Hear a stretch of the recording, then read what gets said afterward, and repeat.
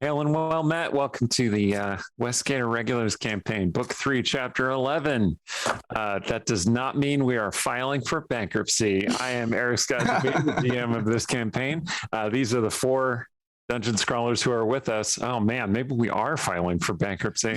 Well, you did wipe out all our debts. I mean, if you destroyed the entire world, that technically wiped out all of our debts. That's true. Yeah. Badger is very disappointed. Badger's gone, so. Yeah, that's right. Stephen and Emily are both out. Emily is out because I did this thing in the last game, which is that I split the party myself like a lot. Like I sent everyone in various directions. And rather than have a player, kind of sit around while their character is off in another pocket dimension, I figured that I would erect a huge thing for Kayla's adventure, which is going to be our Extra Life game on Saturday. But I don't want to steal Rhiannon's thunder. She's going to talk a little bit about that. I'm sure everybody's going to talk a little bit about that. We have an extra long session of this game on Saturday, which is going to flow directly out of this session, assuming we get everything done. So in the interest of wrapping it up, I'm going to go with Aaron, except I also wanted to say Stephen is not with us for family medical stuff. So if you have good thoughts, send them to him. It's not COVID related. It's also not lycanthropy, and it's not lichdom. Stephen should be playing with us in his game Saturday morning at Extra Life. So with that, Aaron. Hi, I'm Erin M. Evans. I'm the author of the Brimstone Angels saga, and I play Cecilia, who is 1, definitely not a warlock, and 2, not very happy that apparently her alternate self is a megalomaniacal chronomancer. Whoops. I'm going to tell you real quick about our sponsor. Idle Champions of the Forgotten Realms is a strategy game that unites iconic Dungeons & Dragons characters from novels, campaigns, and popular shows into one epic adventure. And that includes Farida, Havilar, and Mahen from the Brimstone Angel saga. Woo! The game is available for PC and Mac on Steam and web, Xbox One, PlayStation, Nintendo Switch, iPad, iPhone, and on all Android devices. Starting today, so my other job, I am a content designer for Idle Champions, and starting today, you can play through the adventures that I've written. The new Wild Beyond the Witchlight is pretty wacky, and I hope you guys enjoy it. If you don't know what I'm talking about, you can check it out at idlechampions.com. If you super know what I'm talking about, then you probably know you should type in the command at the bottom of the screen, and it will give you a code for an Electrum chest. So take that, type it, paste it in, and get yourself something cool. And then stick around and tell us what it was and find out what we're going to do. How do I end this? I forget. It's Rhiannon's turn. There we go. It's my turn. I'm Rhiannon Held. I write urban fantasy is Rhiannon Held, and space opera is RZ Held.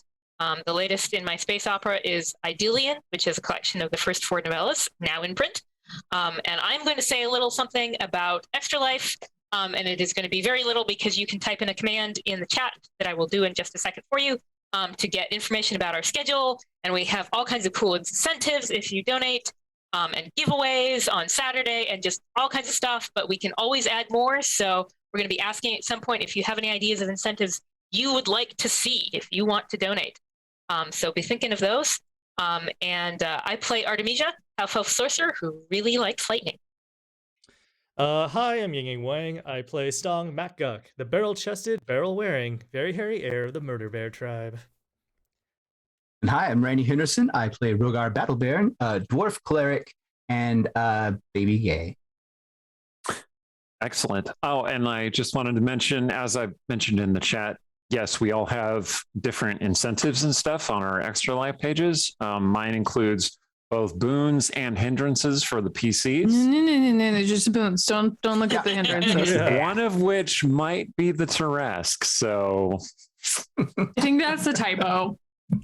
And also a dragon, hear a roar in the distance. More affordable, so that is why you would like to donate. It is somewhat more affordable, it's true.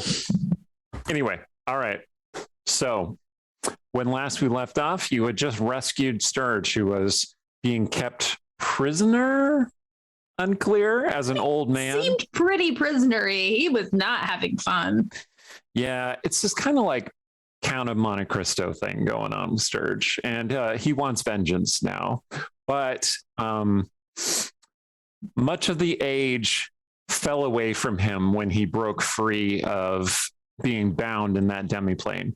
And you have now gathered, all of you, down on the beach by the Black Sea, stretching out to unknown distances. And Sturge well, he's been ranting for a while about the indignity of it all. Fane asked you to take her with you. I think you said yes. Yeah, because she did prove she wasn't an illusion double, a trick. Although I'm still not totally sure if she starts acting suspicious. I'm not chopper, but Skaha, who has opened a portal on the beach with her magic. She basically carved a hole in reality with her spear. You can see the grove through the hole, and it's widening as she uses her magic. Lightning flashes, and you see the hint of golden feathers above you on the cliffs. oh no! And you look up and you see the golden raven perched on top of the cliffs looking down at you for all the various worlds of the multiverse like a bird of prey. Oh, how is the portal open, or is the portal opening? It is opening. Okay. Fane says, is that bad? That's real bad, Fane. Please hurry. She's Okay. patting Skaha on the shoulder. Please hurry. So I what's a good way to distract her? Maybe I will take out so I've got my axe out. I'm gonna turn it into the crossbow and shoot the crossbow at her. Improved pack weapon. Whoa. Nice. Yeah. That's cool. Sarshan has got his sword and he's standing there ready to defend you. I rolled a 12. Rogar's like, inspiration. I don't have inspiration. So crossbow. I shot a crossbow at her. Okay, I get 2 attacks with my packed weapon. True. So I will do that again and hope it's better. It's worse. Okay. So these bolts conjured by your will.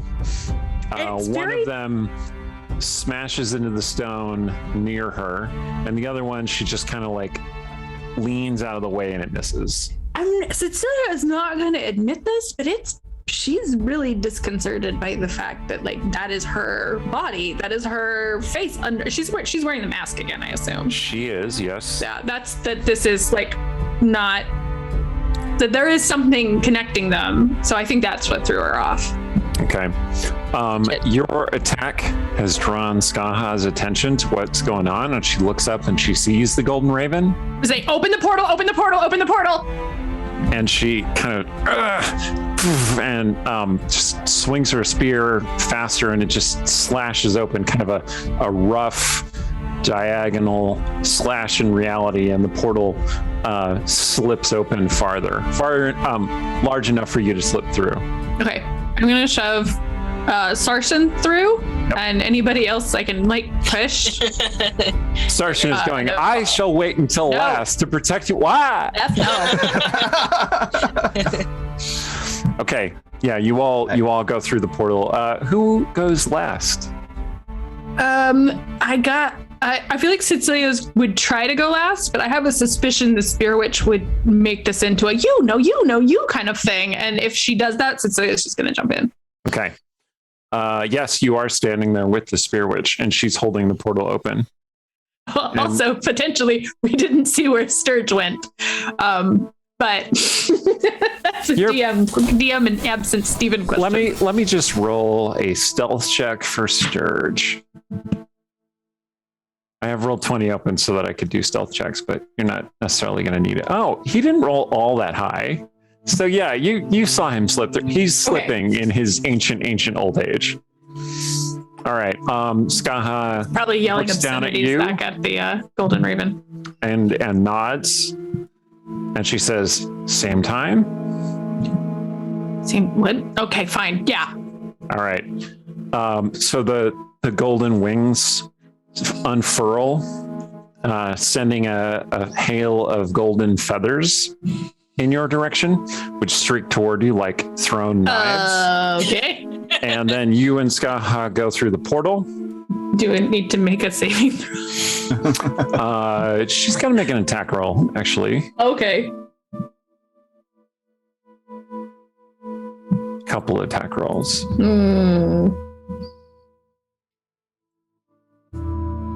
Okay. All right. You slip through the portal. Two golden feathers stab into the ground right near you, but not hitting you. She also seems disconcerted, perhaps, which is more disconcerting. Okay, so we're back in the grove? Yep, you're back in the grove, and the portal closes behind you. Ooh, okay. Skaha is bent over slightly, and she goes,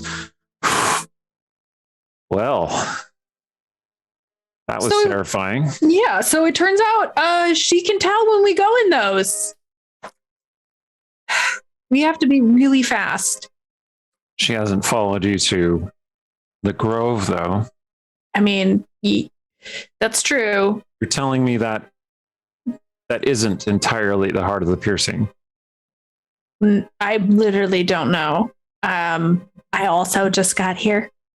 Yes, my grove is specifically warded against the heart of the piercing. Well, I mean, it sounds like she did the power grab, eat her. I don't know the terminology here. This is very weird.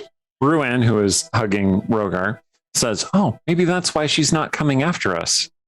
That's the gist that I got, that she's enough the heart of the piercing that this spot's okay. Ruan's like, oh, I see. I am the last to the party again. Okay. Okay, so we can keep Rogar this laughs as a and base. says, "Oh, that was awesome!"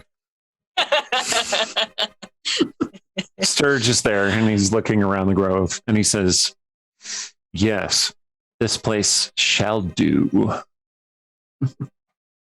We have a way to get back here quickly. Does anybody have what's that one spell? Banishment.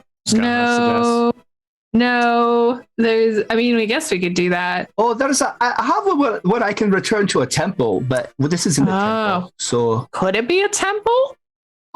Well, you know, what's the real? I suppose it Skaha kind of bristles, and she says, "You would turn my grove into a temple to one of your gods?" No, not to one of our gods, just to Sharinlar, the goddess, the best goddess. But no, you know. Ruan goes, and Skaha said, she looks around, she looks very uncomfortable, but she's like, well, I'm just going to point out that was very difficult for you. So if we can make it easier to go back and forth. Very well. Well, I have desperate times call for desperate measures. I'd have to rest, you know. I must rest before I can open another portal anyway. And memorize that particular invocation. I'm sure there's a beautiful pond I can offer you to consecrate to your goddess. Oh, I'm sure. And you know, this being a dream, it probably will take no time. Time passes weird in dreams. So Ruan says, "I know the one. Come along, Rogar." And he grabs your hand and pulls you away. Does Rogar think this is not real?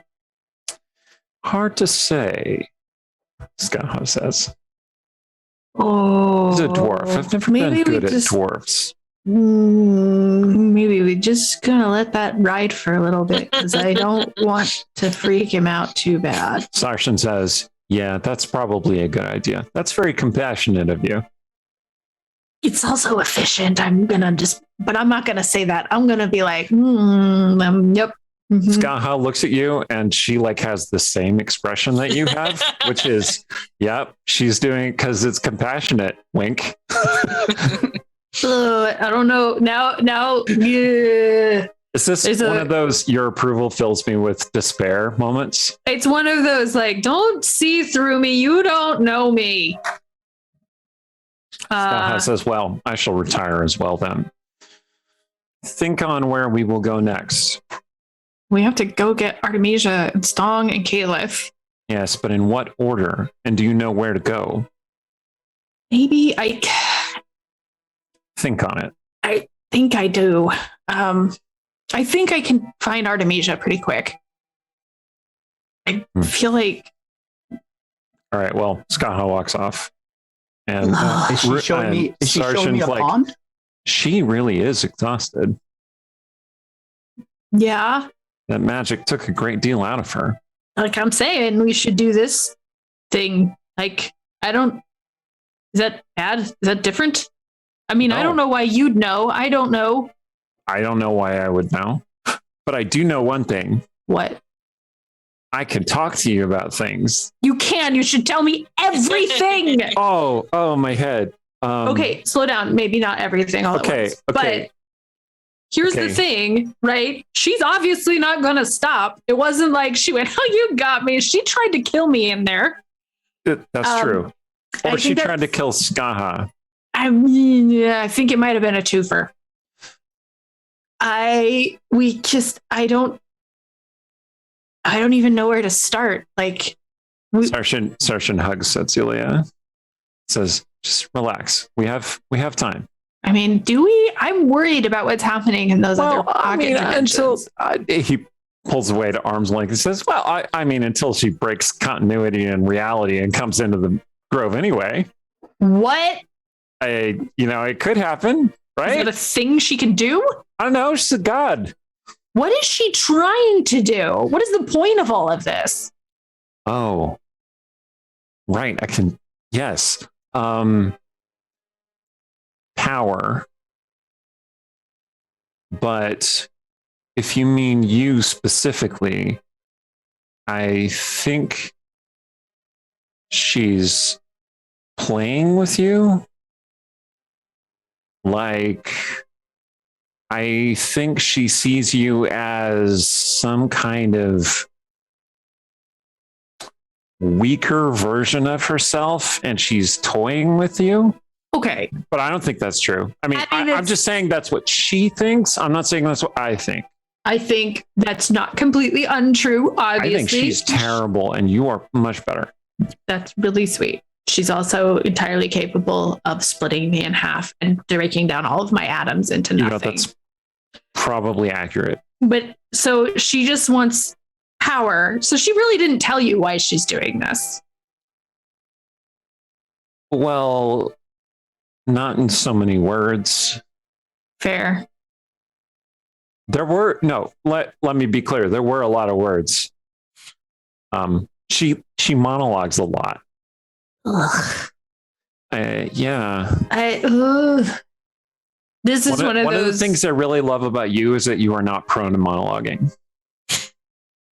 Suddenly Cecilia's like, what if I am? Those moments are the worst. Okay. So she consumed the heart of the piercing and all of her power.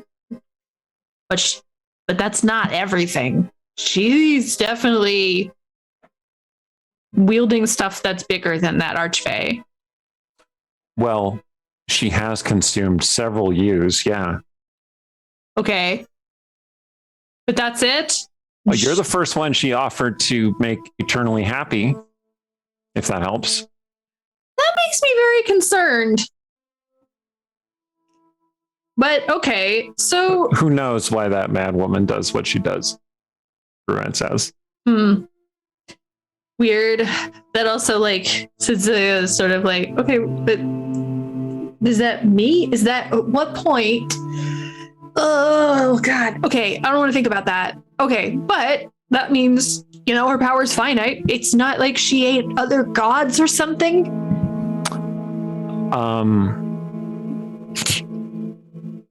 What's Well, I don't really know, but it's more like she destroyed other gods, a bunch of them. a bunch of them? Well, yeah. How many gods are in our world? Dozens, right? I keep track of about 3, so I don't know. Oh, well, dozens. And she's destroyed our world several times over. She gets the gods even though they're not on the same plane. Oh my goodness. And you see the gears kind of like, Okay, it's okay. It's okay. I am sure we can figure something out. I never really thought about it, but if the gods exist somewhere else, maybe they're still somewhere else. I mean, she's not got this plane, right? I Right? don't know. Is Found your those mother people- the god of this plane? I don't. No. Is that how it works? Is Artemisia the god of the ring world? Okay, I genuinely don't think I have the energy. Are you the god of the ice cave? Oh, no. Apparently, there's a pantheon of me's that rule the ice cave. Oh, that's true. Okay. Maybe I don't know. Maybe Caliph knows some secret hidden knowledge in a library she's still allowed into, or Stong's got planar travel experience, or at Stong least does know a lot about a lot. there is that too. So I don't know. Maybe there's better answers, but I guess everybody's resting. I should too, even though I didn't actually get to use up any of my spell slots with that smite plan I had. But Oh, I'm sure you'll get your chance again. He Aw, looks thanks. enthusiastic. that's all I got. Okay, well, I was just imagining when you're consuming another world, the gods are like the things get stuck in the shock. Anyway, yeah, they're slow spellcasters. They need all their rest, I think. We'll keep watch. We'll make sure Okay. they're safe. Sounds like a plan. Okay, so some time passes. It's unclear how much time passes because time is kind of fluid in the grove. Point of order on the word of recall spell. I have to cast it in the place that I want to return to, but then I have to, if we want to return here, I will have to cast it again, which means I have to rest 8 hours to establish the sanctuary and then rest 8 hours in order to get the spell back so that I'd be able to cast it once we're someplace else. What level spell is it? 6th. Aha. I Okay. had to wait 16 hours to pull the trigger on this plan. But Unless we're in the somebody, Feywild, or in unless Rogar's somebody gives perspective, you a in spell the dream. slot back, huh? Yeah. Okay. Oh yeah, that's true. But I can establish it, and then even if we don't have it for when we go for Artemisia, then when we go for Stong, perhaps if we return here in between. All right. So, Cecilia, you spend some time resting, thinking about Artemisia, thinking about where you might find Artemisia. And also plans to destroy the Golden Raven. That too. They're not great plans, guys. Are they pew pew pew plans? No, I think Cecilia is like, okay, so if we rush her just right, we're all gonna die.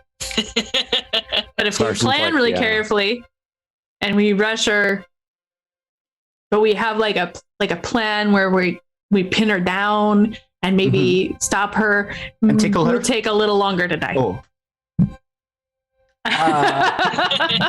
So Cecilia is expanding out to other options. well, we could show her.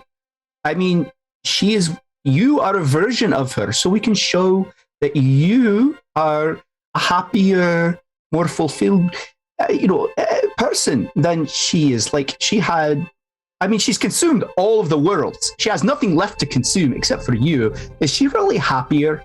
Is she filled that emptiness inside of her? We could appeal to that maybe and ask her to just restore our world and restore some possibility for her. I mean, she's going to get bored if there's no worlds, right? So, Well, okay, so I don't want to knock myself too hard, but Rogar, if you told me this like a year ago, yeah. would I have listened to you even for a second?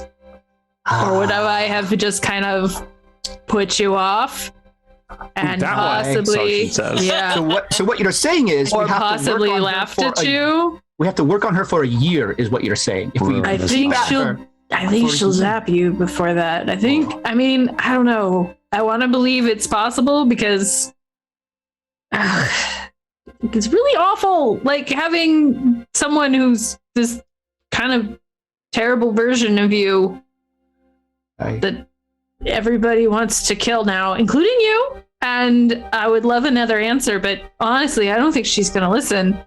But And I don't think she's going to trust you. I think she's going to know it's a trick. Aye, but what happens if we kill her and then it doesn't restore our world? Then we have no other options. Maybe we should try other options. I honestly think we should figure out how do you put the world back together first. Okay. Because if she says no, we still need to do that. Right. So how do we get back to our bodies? We have to figure that out. How do we wake up? Get back to our bodies. Rogar, do you not think you're in your body right now? Probably not. Like, remember that time when we were all teenagers and we went to like that magical school? Or remember that time when we went to that other world and were like and floating in the astral seas? I mean, I think this is I mean, come on. Everybody's dead, right? Everybody's dead. No, couldn't happen. Leans over. Our in-laws dead. Couldn't happen. Should I poke him? It has to be a dream, right? It's a dream. It's a dream. It's a dream. Ooh. It's totally a dream. Ruan puts a comforting hand on Rogar's shoulder. It's a dream. It's a dream. It's so wild. What a wild dream. It is. It's crazy. Yeah. I don't think Ruan this is a good decision. But I think it's if she's watching the dream, she'll hear us talking about like maybe hurting her. So maybe like this is a test. We probably shouldn't maybe we should have code words for that or something. Wait, but I just said that and she probably heard that too. Oh. Well, don't worry because we're gonna outsmart her. That's the plan. Oh, she looks at Rogar. She looks at Sarshan. And she goes, "Okay, we gotta go find Artemisia and Stong now." Okay, yeah. A twig breaks and Skaha approaches, and she says, "It's definitely not a dream. Do you know where we're going?" Yes, Skaha, I do. Just gonna go over and just be like, you know what? I'm trying to keep my team together, so maybe shut your mouth. Very well, it's your team. I mean, I'm not in charge of it or anything, but that's just what a dream Skaha would say. You could have fooled me. She looks over at Rogar, and Ruan's like, you're gonna have to address that at some point too. But for now, I think we can find Artemisia. All right. And you know where Artemisia is? Yeah, it's gonna be weird. Well, I know where Song is, Sturge says, having swept out of nowhere. Sturge! Sorry, was I not supposed to divine for Song? I mean, thank you. I appreciate it. Also, where have you been? Divining. Okay. Oh, with Fane? No. Divining. Okay. Oh, okay. All right. Okay. So can we get from Fane with us? Yes. She does not need to come with us to get Artemisia or Stong. Probably not. I assume she's like chilling in the woods. Okay. So can we go to Artemisia and then go from Artemisia to Stong? Perhaps. Or do we have to come back here?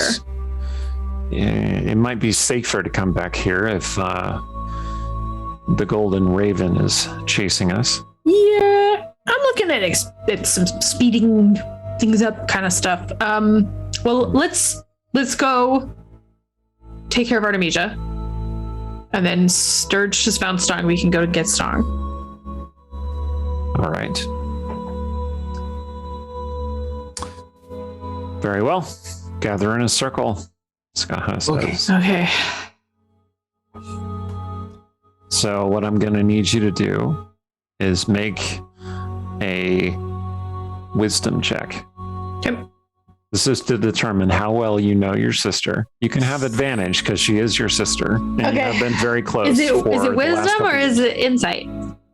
It's insight, sure. Okay. See, look at that diplomacy with your DM. We're gonna roll. Oh, I have to click the roll button after I hit advantage. Then I have to be patient. Like I just cast word of recall like twice. 23. No, sorry. Okay, 23. We really wanted to recall. I just wanted to make sure I had that slot So you cast. sorry. You open yourself to what Artemisia might be thinking and feeling. And you feel there's like an echo, like a tenuous connection between you and your sister, far, far away across space and time. Mhm. But it is there. I think if the Golden Raven was going to put Artemisia somewhere to keep her quiet, she would give her sort of strength and command, but also sort of shelter her from having to do big things. But I think she's going to be surprised when she finds what happened to Artemisia and goes, "Oh, that's perfect," and also no. Okay. Let's cast her plane shift spell. She kind of coughs and seems to have a little more difficulty casting it this time. But she doesn't respond. Okay. You have that sensation of falling backward across time and space and find yourself abruptly on the edge of a rainy, windswept ledge. Oh my god. Below you is a sheer drop off, and you see what looks like a destroyed city below. It's not Westgate. It's just some small town in the mountains, in the foothills, perhaps. Okay. And there appears to be a small cave entrance near you. You put Artemisia in a cave? Okay, she's gonna hate that more than Sturge hates. Sarshan is, like a little dizzy. He's like, "Oh, yes. Rogar, you were here. Ruan is here. Sturge did not accompany you, or you did bring him? Which is it? So I feel like Cecilia would normally bring Sturge, but I am okay with leaving Sturge out since Steven's not actually here to play him. So Okay. Okay. So I think the cave must be where she is. Maybe I'm wrong, and this is more of a torture Artemisia by making her live in a dirt cave. It would be torturous to put her in a cave. She would hate that. Ruan So says, "Oh yes, she's far too fashionable. This is truly a hell that has been designed for her. We must rescue her." yeah. Okay, let's make it. Let's go. Let's go. Sister, we are We gotta coming. pick. All right, let's go quick. Okay. So lightning crackles, and you head into the cave. You expect it to be dark and damp, but instead it is dark, and it just feels kind of like you feel on edge going through the cave. Like the air is scratchy, itchy, perhaps, and like your skin kind of tingles. The little hairs rise on your skin. I feel like a lightning storm. It feels like proximity to lightning. Oh, my beard's getting fuller. I like this. Yeah, Rogar is like, Thing's weird. Whoa. Yikes. Can I see anything in the cave? you have dark My vision. half elf eyes. What do your half elf eyes see? Yes, it is indeed it's 20 feet by 20 feet or so, kind of a round tunnel, obviously a natural tunnel, not carved. And the cave seems to be like the rock is extra hardened. Rogar, you pick up on this because you're kind of familiar with rock and stone, but this stone appears to have been melted, like it's volcanic stone, perhaps. Aye. Okay. Does it seem like it happened naturally, or is it anciently or so, or is it like you're gonna more love recent? this. Make an investigation check. Okay. My investigation is -1, so we'll see. You do have advantage for your heritage.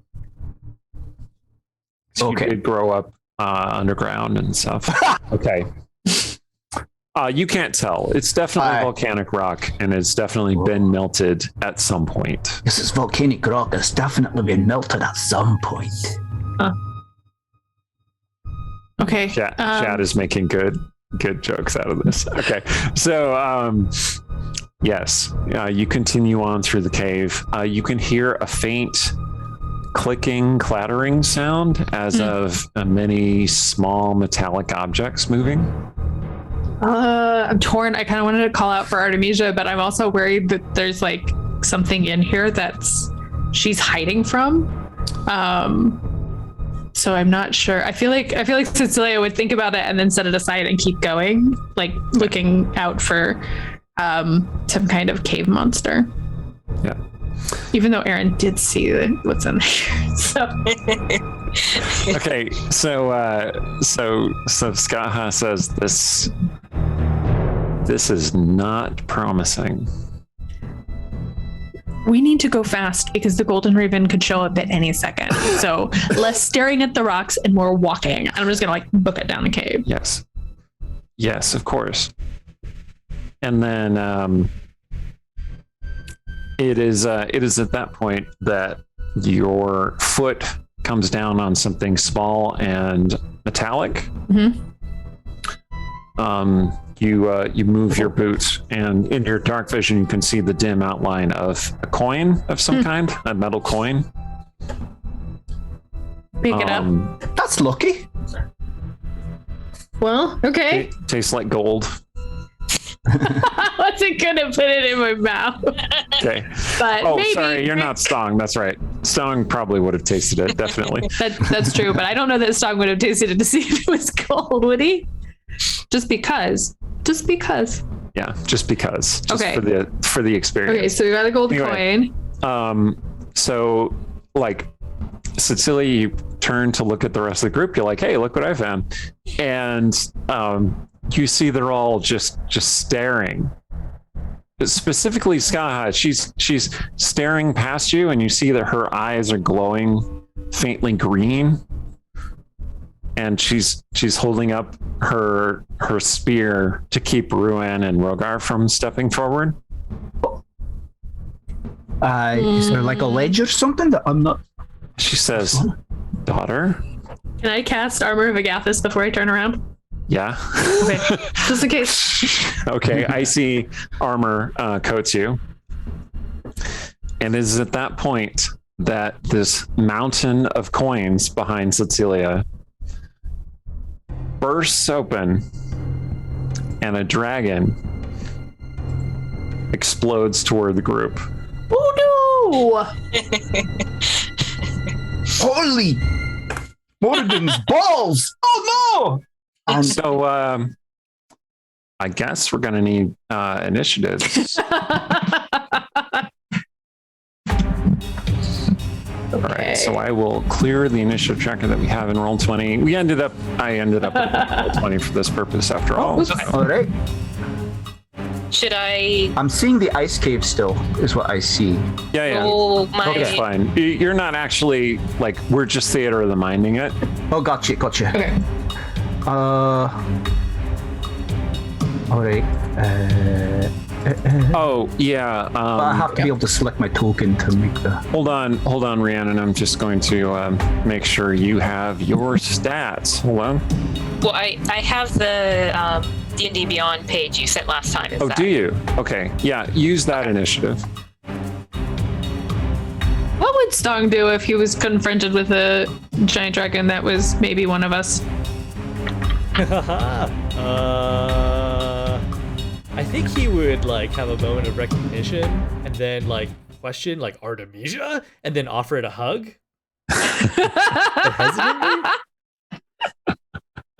I mean, I guess that's a good question. Do I have any reason to suspect this is Artemisia? We'll find out. Yeah, Yes. we'll see. Anyway, Artemisia, what'd you get on your initiative? 7. Okay. And who beat the 7? I did. Yeah, 19. All right. Oh, initiative. Okay. You can. Rogar got it. Rogar rolled a 20. Are you going to use the new initiative rules? Natural 20, all the bingo card holders. Yes. Okay. So I proposed a new house rule, which is that if you roll a natural 20 on an initiative, it allows you to not be surprised if you were going to be surprised. Okay. And you were going to be surprised. If you weren't going to be surprised, then it would allow you to take an action to prepare for the battle. But you were going to be surprised, so instead it negates the surprise condition. Does that make sense to everybody? Does that mean I don't get to? So I don't get to take an action. I'm just No. not That surprised. means No, you do. That means okay. you do get to take an action Cool. this turn. All right. Well, I would cast Bless, I imagine. Okay. Just out of reflex. Yeah. Oh my God. Let me. All right. Technical difficulties for 1 second. Bear with me. It's okay. I've been wrangling overlay gremlins for like the past, like, what is it, like 30 minutes? I think we're finally settled. That's actually kind of reassuring. Yay. Rogar will say, "Oh, awesome! A dragon fight! Oh, this is the best dream ever." Okay, I see some limitations of this. Everybody go on the bless. And he looks around side to side as he's singing the blessing song, just to see if everyone starts into like a synchronized dance, because that sometimes happens in his dreams, like when he starts So singing. is Like that how Rogar like casts all his magic is with song? Is that like a Sharindlar love thing? No, well, Sharinlar is the goddess of the dance among the dwarves, and so like Rogar is always enjoyed the dance, and so he sings really badly, but he always thought that was the way to cheer people up, was to sing. So like when he would visiting all of the sick people in the wards in the temple and stuff like that, he would sing to them to cheer them up, and oddly, like it didn't seem to work very often, but you know. Okay. Yeah. So Stone understands Rogar is not surprised. Everyone else is surprised, well, except for the dragon. So Rogar, Aye. what did you decide you were doing? I cast Bless, Okay. and I cast it to cover basically everybody in the party. Okay. Well, I need to roll initiative for Sarshan and Ruan too. Why didn't I do that? Anyway. I got dropped off the initiative when you did stuff, by the way. Should I roll Oh, it again, or can No, you just it's type it in? because you have the initiative from another map. Oh, I'm on a different map. Do you want me to just re-roll it, or No, I'll Type it in? just put it in Okay. because I remember what it was. All right, there we go. okay? And Sarshan has a turn and his initiative. I'm hoping that Artemisia Dragon just announces herself, and a lot of this is just trying to talk some sense into her. And is this like the prettiest dragon you've ever seen? Is it a very fashionably, like, you know, fashionable Well, scales? it very is. shiny? The cheekbones on this dragon. bronze dragon. Oh, bronze. Exploding out of a pile of coins of various mints, including a number of bronze coins. Can Oh, she thank be you for the wearing sub, like Daza. a huge like jewel on a chain or something? Oh Kind of yeah, like a big absolutely, necklace thing? Okay, awesome. absolutely, she can. Okay, great. So the bless happens. Cecilia, you're basically taken by surprise. Ruan is also surprised. Sarshan is also surprised. Dragon. So hit everybody with frightful presence. Excellent. Have to succeed on DC 17 Wisdom saving throw, or become frightened for 1 minute. Yep. Okay. And you add a die 4 to your savings throw because you have Bless. Ooh, Did you say Wisdom? All right. I got 22. So,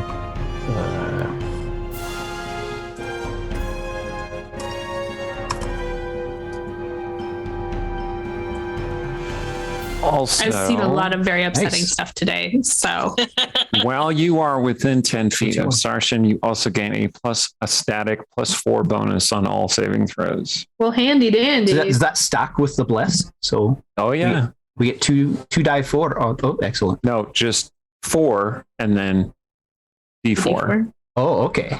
Nice. Yeah. You were very impressive. Nevertheless, Artemisia. Okay. Which is regular, like, oh shit! I suspect Skaha is gonna be. Yeah. Okay. She's okay. Okay. Let me roll for Ruan. So Rogar goes, oh, that's scary. Yeah. All right. The dragon was pretty scary and impressive, but you are stout-hearted adventurers, and you resist her fear aura. What else happens? Okay. So Ugh. I think Who are you gonna attack? well, so she wants to identify people first. Oh. You identified them the second they set foot in your okay. cave. Okay, so she's operating on having a pretty good idea of who these people are. Mm-hmm. Okay. So in that case, You can draw whatever conclusions you think would be logical. Oh yeah, what's the version of the like? What's the Bronze Devil's version of events? Well, first of all, let me clarify a couple things. One, your mother abandoned you when you were a baby. Your sister turned evil and turned you into a dragon, and then you destroyed the city and then fled. But you seem to be having a good time as a dragon. Yeah. so Destroying it cities was is pretty it was the Golden Raven who actually turned her into the dragon. Well, it's a little bit hazy in your memory, but yeah, you think that's probably what happened. Interesting. Okay. Over the centuries, you have come to that conclusion. So, well, she's got two And it claws, has been centuries. 2 claws and a bite attack. Great. So, what she's going to do is try to claw at Cecilia to sort of like throw her against the wall and be like, I will deal with you later. I assume that she's going to get cold damage on her Yes. hand from the armor of Agathis. If you hit, which I'm going to pretend there's a chance it's not going to happen. Okay. So you should be able to click the sheet, the attacks on the actual sheet. It doesn't seem to. I don't know if I'm. It does that if you have it in the encounter builder, but I don't think it does that if you just have the page open. Interesting. Anyway, Which is, 32. which is a thing I would love. 32? Okay. Oh my God, Well, anyways. You basically hit Cecilia. twice.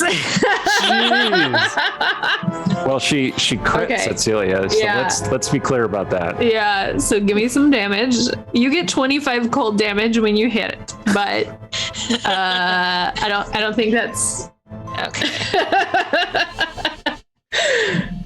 Yeah, How Cecilia bad? might be getting a little more than 25 damage. Yeah, I think my armor's Would you gonna like shatter. me to calculate the damage for you while you do the next attack? Yeah. I mean, right, I'm I'll just do that. trying to type it in. So. Okay. So. And then- No. I searched for the wrong thing. You're gonna claw Cecilia. Claw Cecilia out of the way just to be like, okay, dealing with you next. But first off, so she's gonna grab claw at Skaha and Okay. then go in for the like bite on her. All right. So the claw does that, whatever I just rolled, plus 21. So 35 damage to Cecilia. Thank goodness for those. So Cecilia hits the wall, and the armor of ice shatters in like a puff of snow, or needly ice, let's say, because it does get you in the hand for 25. She's like, yeah, okay. Well, no, she's like, oh, Ow. ouch, and then yeah. Oh, she's not like checking her nails, her claws. 25 off of your hit points. Okay.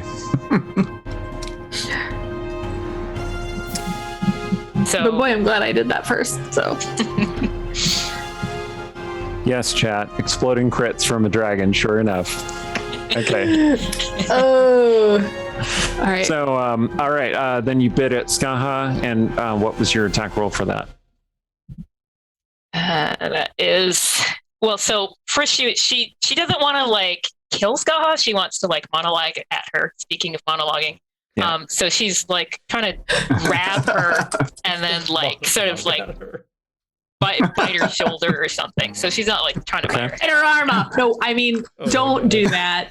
Monologuing while you're biting her shoulder. I'm just saying, if I were a dragon, I would bite her arm off. Yeah, I feel like this makes you the villain, Artemisia, because only villains monologue at their victims. Okay. You know what? You take it. You take it. This is your moment. I went ahead and rolled for you, if you don't mind. And you hit with both the claw and the bite. And you dealt a total of 32 damage to her. Okay. Yep, you basically slam your claw down, pinning her to the ground. You bite at her as though you're going to bite her head off, but she kind of just barely moves out of the way, and instead you bite her shoulder, and she cries out in pain. Okay. You're gonna do your monologue as a free Then it's her action. turn. She's surprised. I think Yes, she can you may- start her monologue anyway, right? You may monologue as a free action. Go. I bet you didn't expect this from me. I bet you when you cast me aside, you and my sister who did this to me, you did not expect. How dare you come here?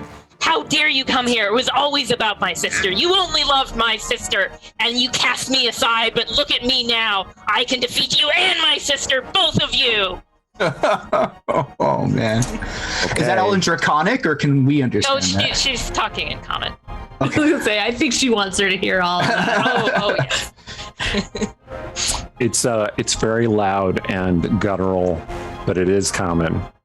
All right. Because dragon never forgets, even though it has been centuries since you've spoken that tongue. It's been centuries since you've spoken to anyone. I'm pretty sure.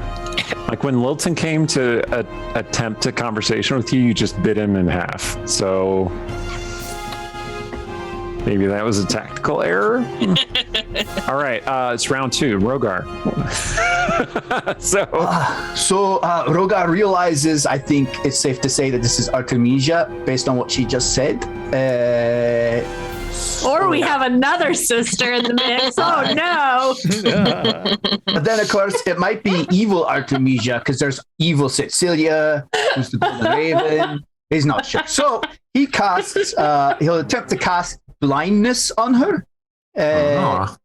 In order to at least buy us a little maybe time to try and calm her down. So you have to roll 17 Constitution save. okay. Do you want me to roll that for you? Go ahead, yeah. Since I have the sheet open. Okay. Cool. Here we go. Sure enough. 32. Nice. Oh, because she's a dragon. She's thick now. I was thinking of Artemisia's constitution. She's like this wee, frail little sorceress. And well, that was exactly what Rogar would do. So You know what? Now we he's know about stuff. as smart as me. We've discovered things. That's Pretty right. sure Yang Yang just said, yeah, she's thick now. Yep. We just let that slide. We just drop it. I don't think it's don't wrong. put attention to it. Don't put it. Yeah. Okay. So, she shrugs off the blindness effect. Do you want to? She doesn't even notice. Think, oh, whoops. Hey, Artemisia. There's no need for all this fighting. This is just a dream. Why don't we go have some yummy food or pick out dream about a dress shop. Ooh, make this a dress shop. That would be so much nicer, wouldn't it? Artemisia, I want to point out you also have legendary actions. Don't forget about that. Oh, okay. Wait. Also- Does she have layer actions? You are in your layer, Oh so my you God. can do layer actions right now at Oh my initiative 20, Enjoy. Oh my god. which means essentially they're Do it, do below, right? You can hit somebody with a thunderclap, You can create a fog cloud. Well, I feel like You should do Rogar it. is, in her opinion, yapping at her, so she's going to tail attack him. Okay, fair enough. I'm your friend. The only thing One of you the- should not do, Artemisia, is don't tell them your evil plan. That is the villain's greatest weakness. I do want to say the layer action is independent of your legendary actions. So legendary actions happen at the end of a creature's turn. Mhm. So this one can happen at the end of Rogar's turn. And Okay. and I'll figure out the layer actions in a second. So the layer actions happen on initiative 20, or They happen on initiative 20. Yes. do you want to do it now? She's going to do the tail slap thing, Or right? she can only pick one. No, the tail slap would be at the end of Rogar's turn, Yeah. and then the layer action would be on the next initiative. So they happen almost at the same time.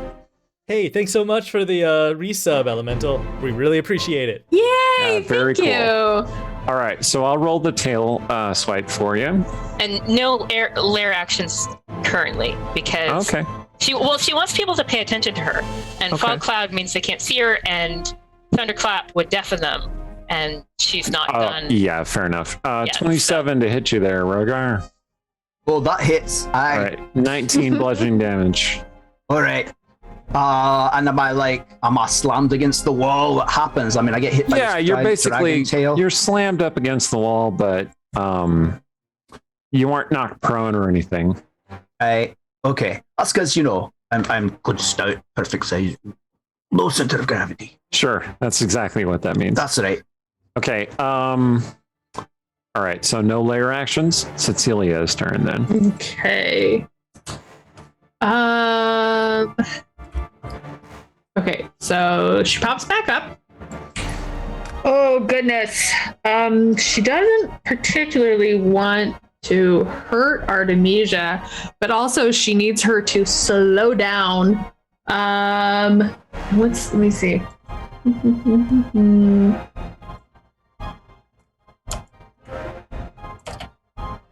I am gonna try doing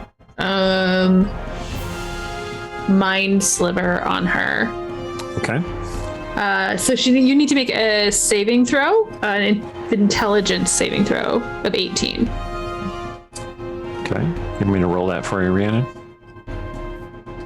Or do you want to roll it? Go ahead. She's trying to give you a migraine. Oh, Mhm. she got a 22. Boo! Ooh. Okay, it doesn't do anything if it fails. So I'm just gonna be like, Artemisia, you need to calm down for a second. This is all the Golden Raven warping things. You look really pretty in those scales, but I think they're clashing a little with your necklace. Maybe change back? Can I roll persuasion? Sure. 21. You're gonna have disadvantage because you did just attack her. Okay, fair. 18. Okay. I have a feeling I'm just gonna make you feel bad and then you're gonna be angrier. Rhiannon, I want to give you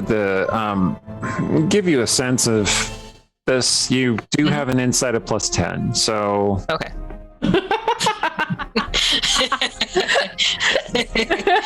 Inside +10, you know, Cecilia.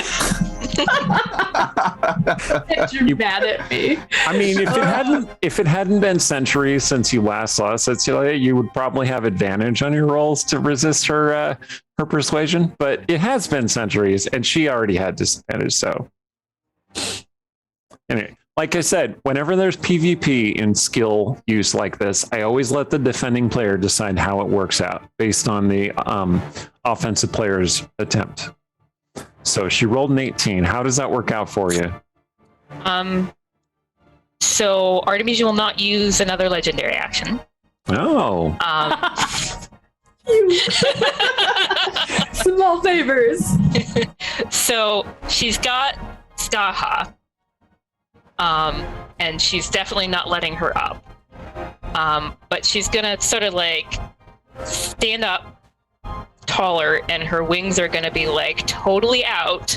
And she is the prettiest dragon that you have ever seen, isn't she?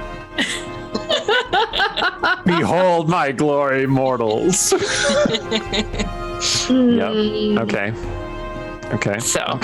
She doesn't suddenly turn back into a person. Okay.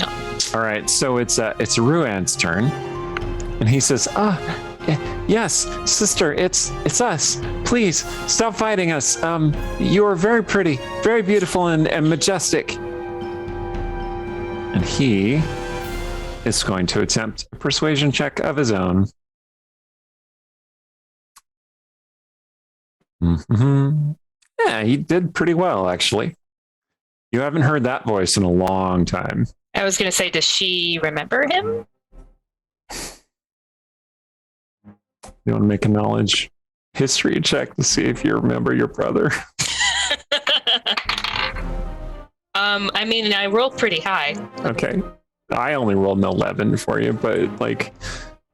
I rolled a 19. Okay, so. Yes, you remember him. Okay. So... Fondly?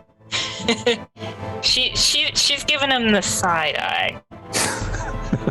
Again, she's not attacking, but she's like, what's your angle? I know I'm awesome. Or are you telling me I'm awesome? Legendary action?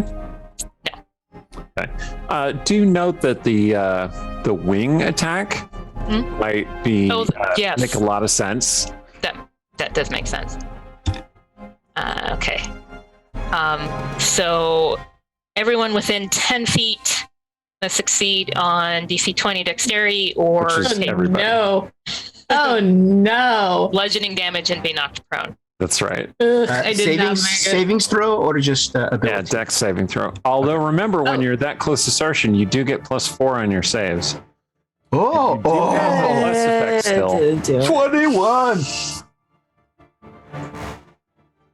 I ended up with a 16, so. Did you add the bless? With the bless. Oh, I forgot the bless. I mean, maybe it will work. Maybe. You gotta roll 4. I didn't. Oh, okay. I rolled a 1. Cecilia gets knocked down. Sarshan keeps his feet. Ruan falls down. How much damage do I take?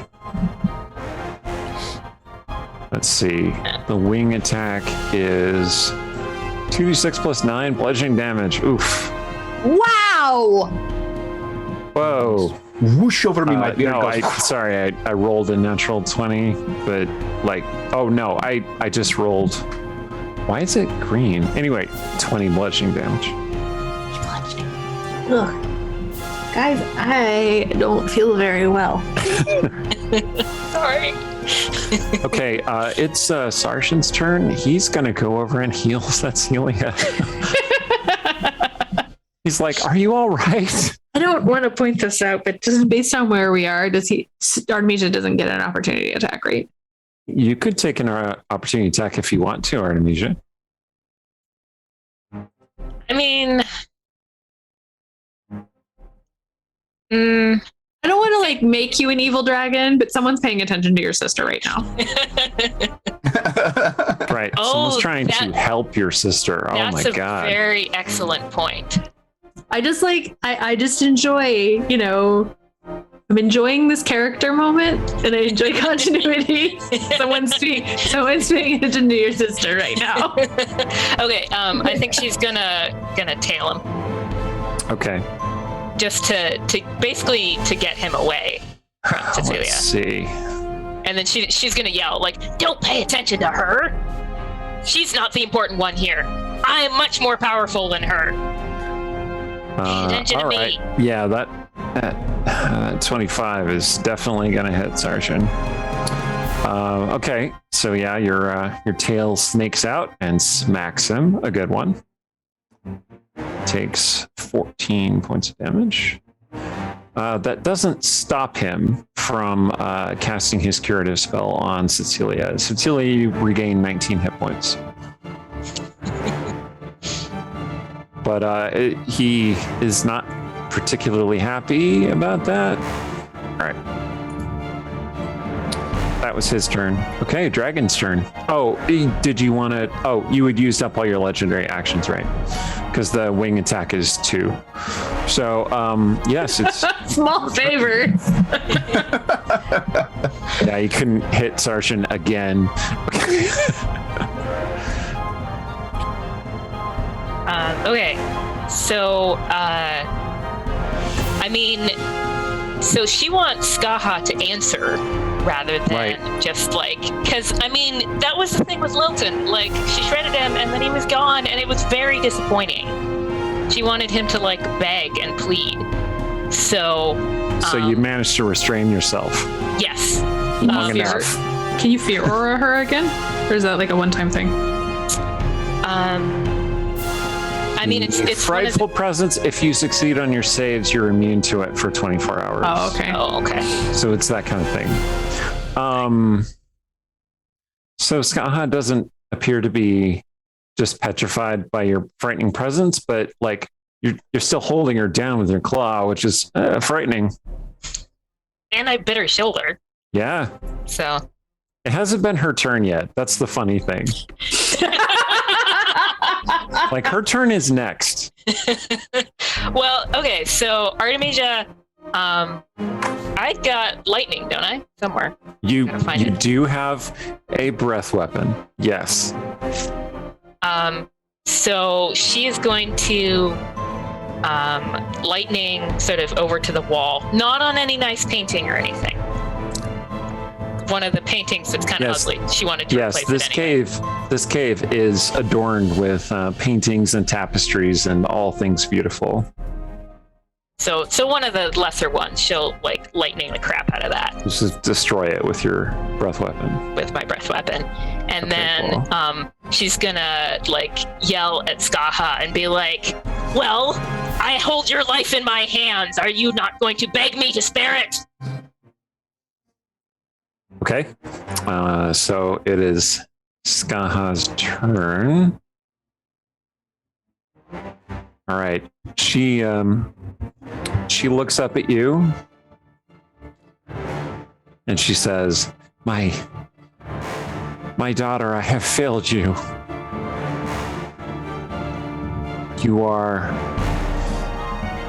If you wish to kill me, I understand. But I will not beg you to spare me.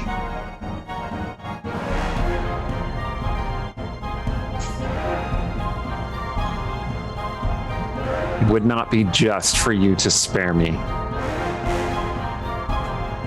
But that's the easy way out. You say you failed, but do you understand the extent of your failure? I'm starting to.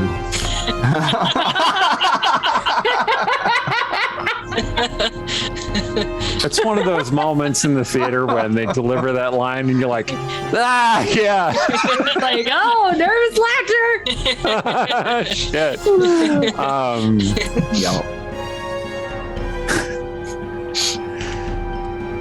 She says, yes. Kill me if that is what you wish. Point of order, we kind of need her. Sergeant says, oh yeah, we do need her. That's right. And why do I care what you need? You're the one she likes. She likes you too. Also, who cares? She's terrible. Sergeant says, let's be careful with how this conversation goes. Okay. Wait. So, I don't know when the initiative order comes back around, but I'm ready to try something. We're paused for dialogue. You know, like in Baldur's Gate, when it'll just pause for dialogue, and then it'll go right back to the battle if you don't say the right thing.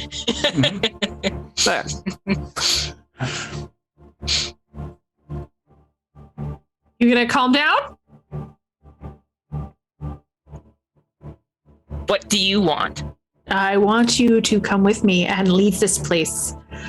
Just gonna look down the tunnel like pretty quick. You're not a dragon, and you're not supposed to be here. This is a trap. Of course I'm a dragon.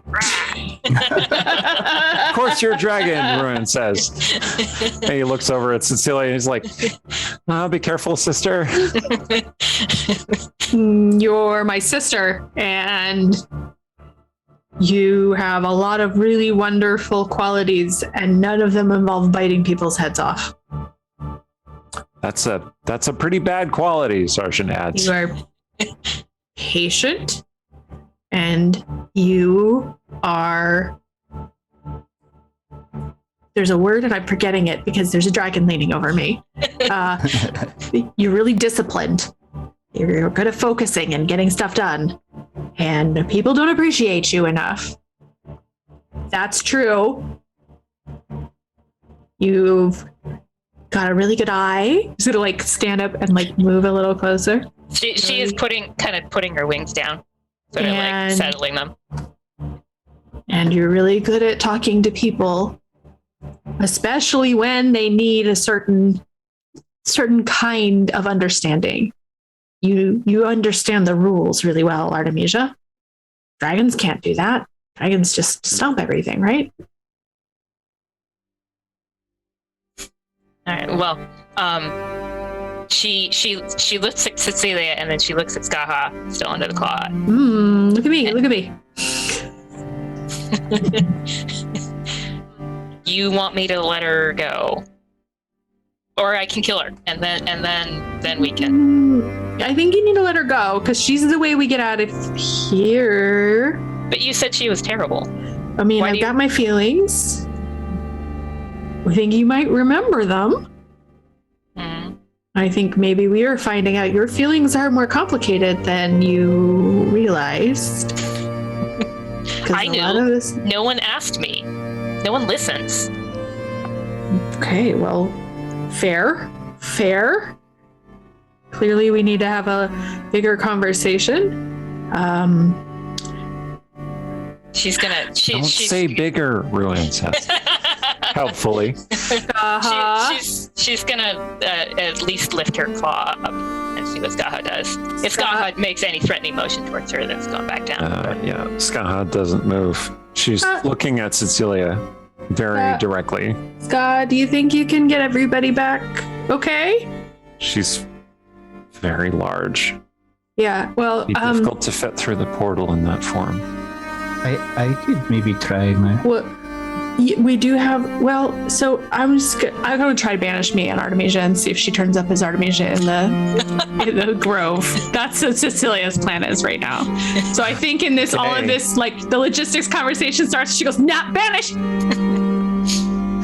Okay, that's a charisma save, right? It is. I don't know if it's gonna work. Hopefully it doesn't just piss her off again. The dragon rolls a 24. Dang it! Oh, I didn't mind flipper her. Damn it. Okay. Urgar, meanwhile, while she was doing that, he stone melds up a column of stone and tries to make it vaguely as close to like Artemisia shaped as he can. And then he starts putting all this like mismatched jewelry from the pile on it. Like going, oh, if only someone could help me accessorize properly. Okay. So I just thought maybe you and I could talk in private, but obviously you don't feel like it. That's okay. So the dragon turning into the polymorph. If Artemisia was to do that, could she choose something else, like say a full elf? Yeah. You could turn into whatever you wanted. Okay. So I think that now that Cecilia's talking about like talking in private and etc., Artemisia is going to move on to like stage 2 of impressing people. So that was the like powerful, like I'm a dragon, rawr. And now she's going to polymorph and full elf, flawless skin, no scales, beautiful green eyes, so sort of like Ron's dragon kind of eyes, and just like gorgeous. Does she still look like Artemisia, just like enhanced, or is it like totally different? I think that looks like Artemisia if you told a kind of comic book artist who's too into cheesecake to draw a canon character. And then you're like, I mean, dude, it's got the same right color of costume, but is it really her? That's kind of full elf she's made. Did you just trace some not safe for work images? Yeah. All right, 2 questions. 1, what color is her hair? Oh, is it bronze? It's bronze, totally bronze. Okay. 2, after these many centuries, did Artemisia Dragon remember to put clothes on Artemisia Elf? Oh, absolutely. Okay. What are you dressed like? So not completely cheesecake. She's not showing skin, but it is absolutely form-fitting. And so it's her general style is that she's got leggings and then the coat with the big tails. And so this is it's almost become a gown where she's got leggings, but then it's almost a skirt with just this huge train that is completely impractical and probably just embroidered with jewels and gold and craziness. Well, Wow. Heck yeah. Okay. You're beautiful, Artemisia. you're always beautiful. Just want to make that clear. Can she? Always, You can fit her through the portal now. Rogar, can you get her through the portal now? She's I don't. Yeah. manageable size. Skaha says. Okay. Rogar, can you? The ground shudders. Jeez. Okay, we gotta get out of here now. Okay. Am I doing it or it's Skaha? Okay. Me? Oh, good. She's not well. To help Skaha up off the ground. Okay. Yep. She winces and clutches at her midsection. Hey, me, not her. You are the first one to go through the portal. Obviously. All right. We all want to see this train. Can you do a big walk through Rogar's portal? Actually, Rogar, I don't know how this works. I think I can carry the train, Sarshan says, and he hurries over to we just teleport, basically. Oh, okay, it's like cool. teleportation, but we don't need to explain that to Artemisia, but it's fine. okay. So he looks over to Setsula and he's like, "What do I do with this? Do I suplex it?" No, Jesus, no. Sorry, that was my Final Fantasy VI joke there. Wait, Anyway, how many people are there? There's Skaha, Ruan, Cecilia, Sarshan, Rogar, Artemisia. okay, perfect. That's the limit of the spell. Okay. Woo! Okay. Somebody has to stay home when we go get song. Aye. All right. Aye. Oh, and it's word of recall, so I had to pick a word. What did I? Well, let's see. Pineapple, and then we all disappear, and then we're in the grove, and you see that I have used some sticks and stuff to make a nice little shrine to Sharinlar with this little dancing stick figure. Are we standing in the pond when we come out? Or is it next to the pond? It's next to the pond. Okay, just checking. I mean that's a question for Rogar, not for me. This is who I was asking, to be clear. Mm-hmm. Is Artemisia still a polymorphed elf? Or... Nope, Artemisia is back to being her half-elf self. Oh, thank goodness. Oh, okay. You do still have the clothes, though. Oh, gonna give you Cecilia's gonna be like, ooh, your face is normal again. And give her a hug. You're beautiful, Artemisia. no. So Artemisia is gonna be like, oh God, and she's gonna take off the coat, but she's got undershirt on under there, and then she's gonna be like, oh. Okay. We're gonna just go over here for a second. Ruan says, yes, and he comes over and kind of puts a hand on Artemisia's shoulder. Sorry. I think Skaha needs a little healing, and then we have to go get stung. And okay. But I've some healing spells. You need a minute, I think. Yeah. This isn't your responsibility. It's cool. Mia, just relax. But I'm sorry. I didn't... Sibling huddle, Ruin says. I hurt, and I wanted to hurt even worse, and I would have killed her. And It was not you. I mean, look, this is a big mess. It's a big mess. Oh man, I told Sturge and I told Rogar, and I don't want to tell you. The Golden Raven is alternate me, and she did that to you. That was I remember thinking that, but it didn't. Oh. So Yeah. So that wasn't me. Like the Golden Raven isn't you. Right.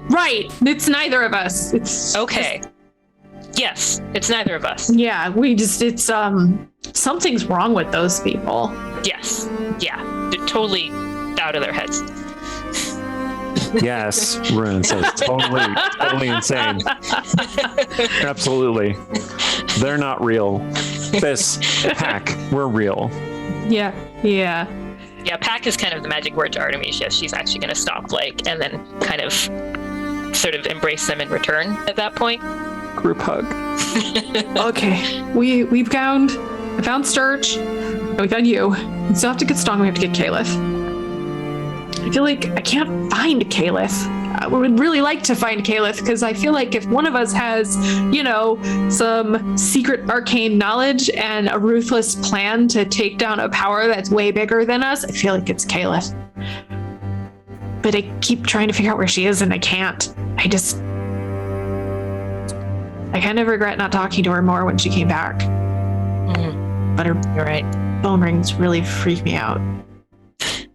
So you hear Skaha's voice from not too far away. Away from me, Revenant! Away! Okay, I have to go deal with this. You don't go talk to her until you're ready. She can cope. Okay. Tell her I'm sorry, I think. No, I'm not. I mean, I won't tell, but she can wait. She can wait until you know what you want to say to her. Okay. We had to wait to say things to her anyway, so. Fair. Okay, so you head over and you see Skaha kind of kneeling on the ground, wincing, and she's, putting out a staying hand to keep Sargent away, and he's like, I'm just trying to help. And she says, I would want your help. Okay, that's... gonna walk over to Sargent and just be like, you don't have to do anything. You don't have to help her. She's hurt. I know. I will talk to her. You need her. Yes. Yeah. But you're not the only person who does healing magic here. And clearly she still has some problems. Oh, okay. And yes, you're right. I'm going to tell her she can't talk to you like that. Can I watch? Yeah, but stand over there so she doesn't see you watching. Yeah. Mm-hmm. Go over to Sky and be like, did Rogar fix you?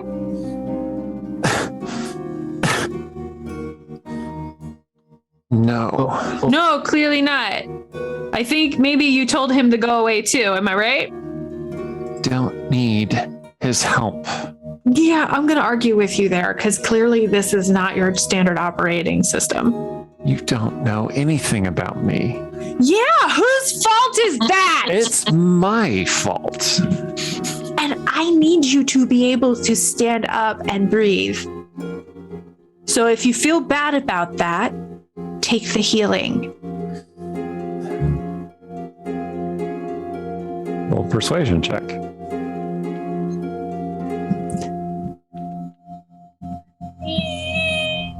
$16.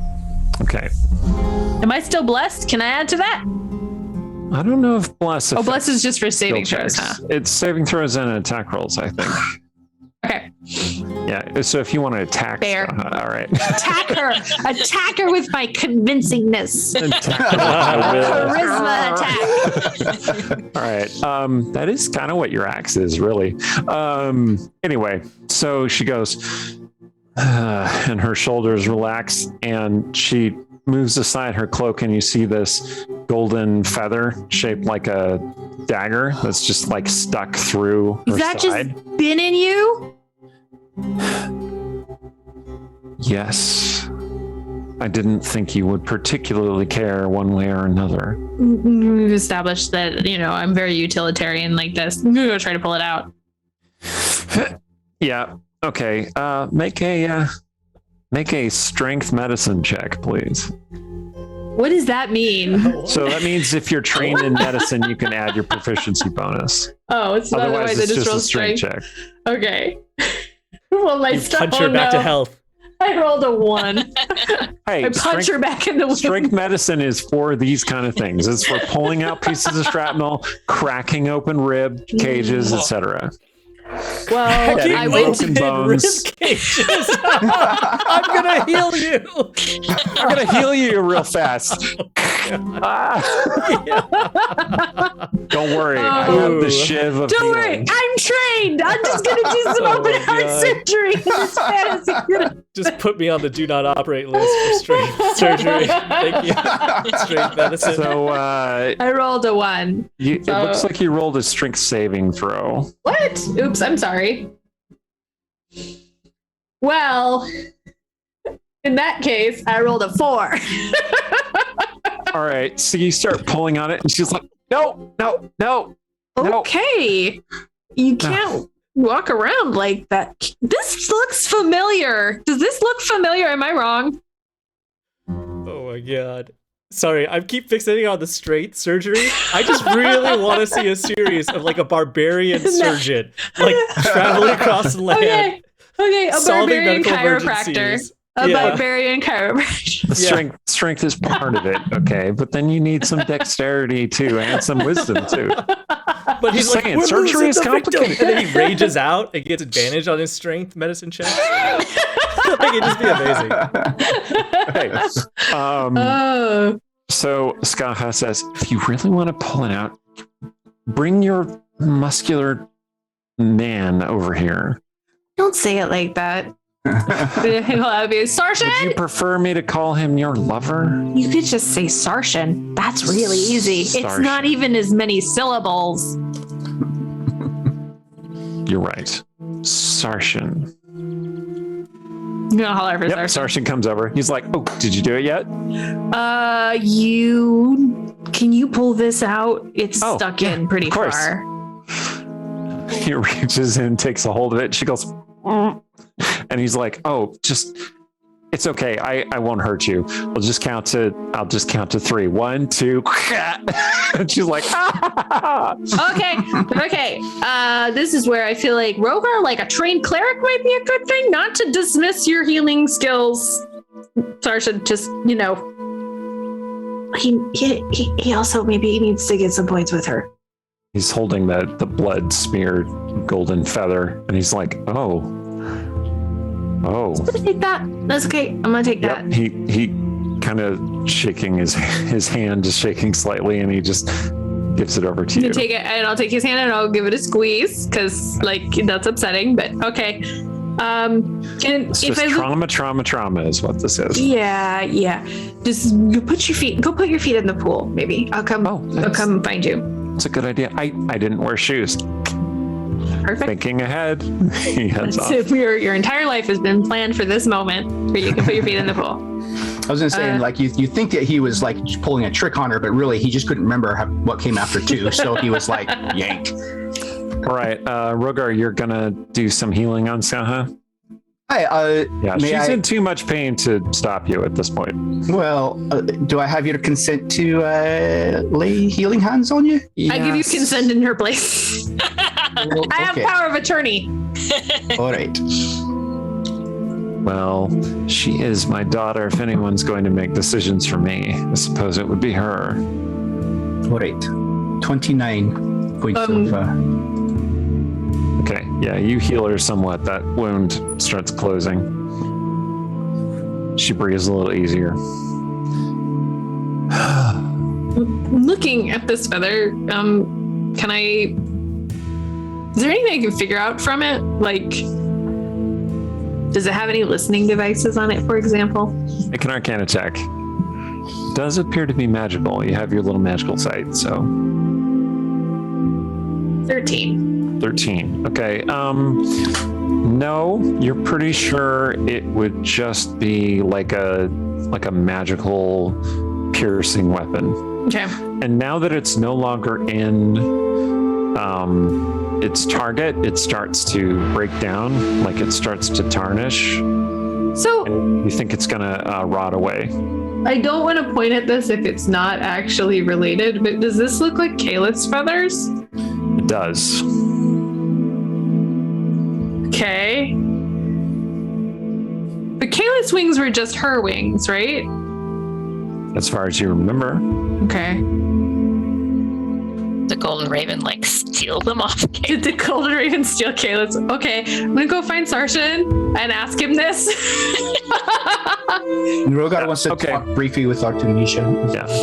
Sarshan is putting his feet in the pond, and he's like, I'm relaxed. And then Cecilia comes over. Hey! Quick question. Yes? I feel great. I can answer whatever you ask me because I no longer cursed. Okay, did the golden raven literally steal Kayla's wings off of her?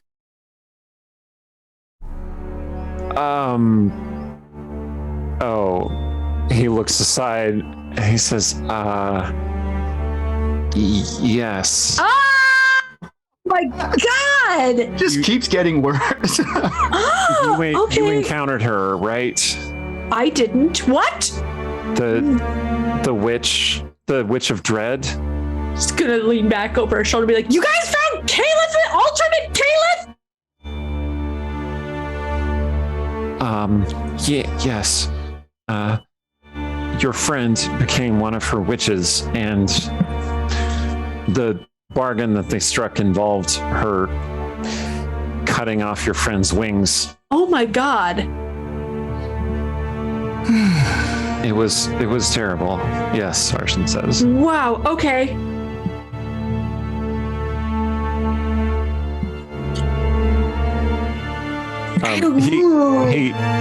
He grabs Cecilia's hand and kind of like tugs her down and says, if you put your feet in the pool, it might make you feel better.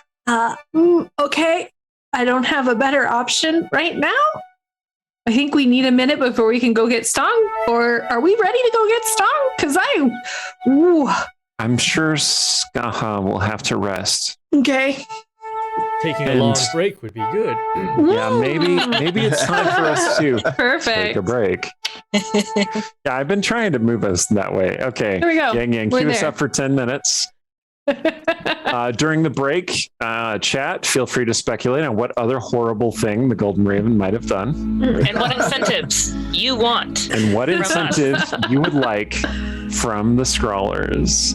Because as you can see, our extra life is at $1,080. Woo! But that's only a little over 20% of our goal. Oh, so, we may have set our sights a little high, but we believe in you. And we believe in you. We can do it. We need money, which is to say the children of Extra Life need money.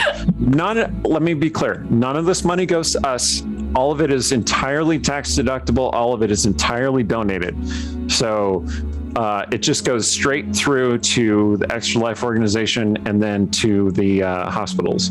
At least I set up mine to donate to benefit Seattle Children's Hospital, which is a hospital that is literally like 500 feet that way from my house.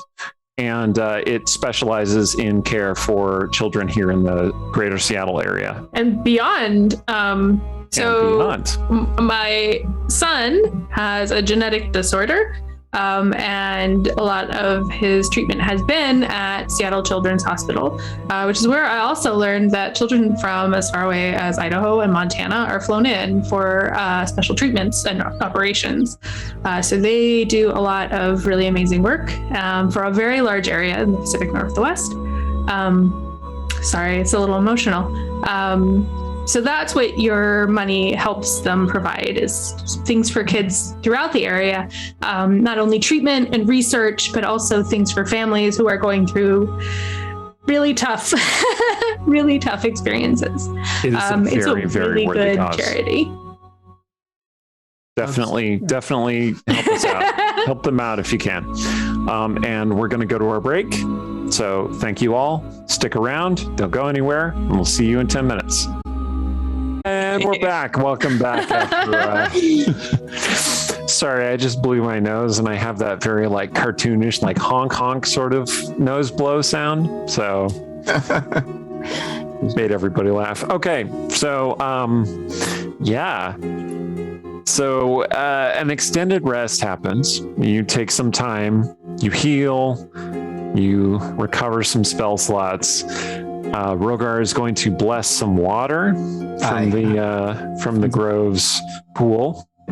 Artemisia's gonna summon her familiar and have it like nose boop Skaha so that she can give her a healing spell without actually being in range to talk to her. Okay. Yeah, Mitzi heads over and Skaha looks down at her and says, she kept you. And Mitzi like just looks at her and then like just starts licking her shoulder. And Skaha's like, I understand. And there's a nose boop and it heals Skaha slightly. Okay. Yeah, some time passes. Time is fluid in the Grove, and Skaha comes to you looking a little bit more healthy and says, all right, I am ready to cast my magic again. Okay. Your friend Rogar said there was a limit to his teleportation magic. Yeah, so we should be cautious about who we take with us. That's true. 1, 2, 3, 4, and then we need 5 for Stong. But mine is a backup. Just you can return us here, Skaha, can't you? Yes, but we should not put ourselves in a situation we cannot escape. Aye, fair. How many can your magic transport? Exactly. 6. 6. And you think your friend Stong will be alone? Unless Mirabelle's with him. But Sturge was not alone. Aye, exactly. Yeah. Well, Does Artemisia have the ring? And Cecilia was not alone. Sarshan was We with do her, have the and I ring, was yes. not alone. Should we use the ring at need? if we need to, I can banish too. Seems to come back here. You hold up the ring, and Skaha says, "You're still wearing that." Yeah, it's mine now. Apparently you know who it came from, but I do. Made it my own. I miss so much stuff. Like, okay, I cannot attest. to the Caliph was safety a of that world. witch. Apparently we're doing this. What? Okay. Oh, Caliph was a witch? Which witch? Yes, you mean your Avariel friend. Yes, she The had one you were a trying to shadow kill. witch. Well, I mean, it was a battle. I wasn't the only one who attacked her. I couldn't kill her. She was already dead. So Artemisia got to be a dragon and Caliph got to be a witch. And what do I want to be next time? I don't know. I'll have to think about it. Rogar is having a real vivid dream. I'm gonna tell Artemisia. We should. It's all a dream. So don't feel bad about hitting me with your tail and stuff because it's all a dream. Yep. Yes, Yep. it is Just definitely all a dream. just roll Scott it. says. So wait, she put everybody in little pocket dimensions. So I assume the people who are from Westgate just kind of went back to like Dark Westgate, right? Like she just handled. Well, I guess you guys don't know where everybody went, so you don't know where Lazar is. Maybe we just leave him there. Didn't you say something about Lazar being consumed by that giant beast in the sky? Wait, what? So, and there was a lot of blood. So, but we were stuck here anyway.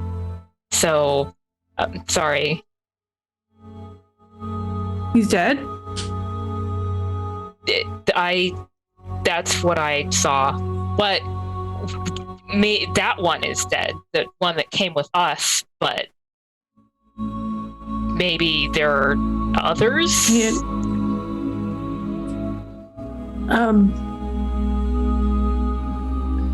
Okay.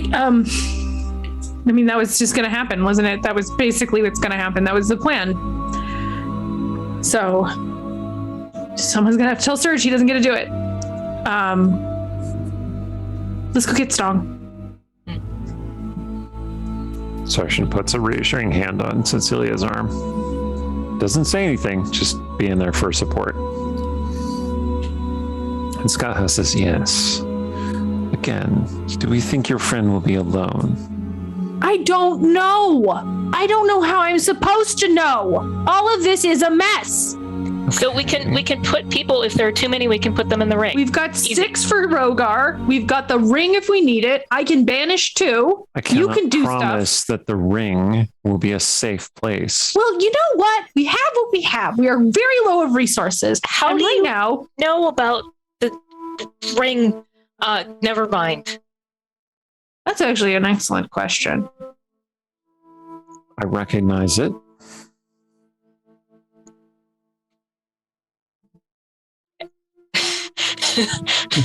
Have you been in it? Ruan is also like, wait.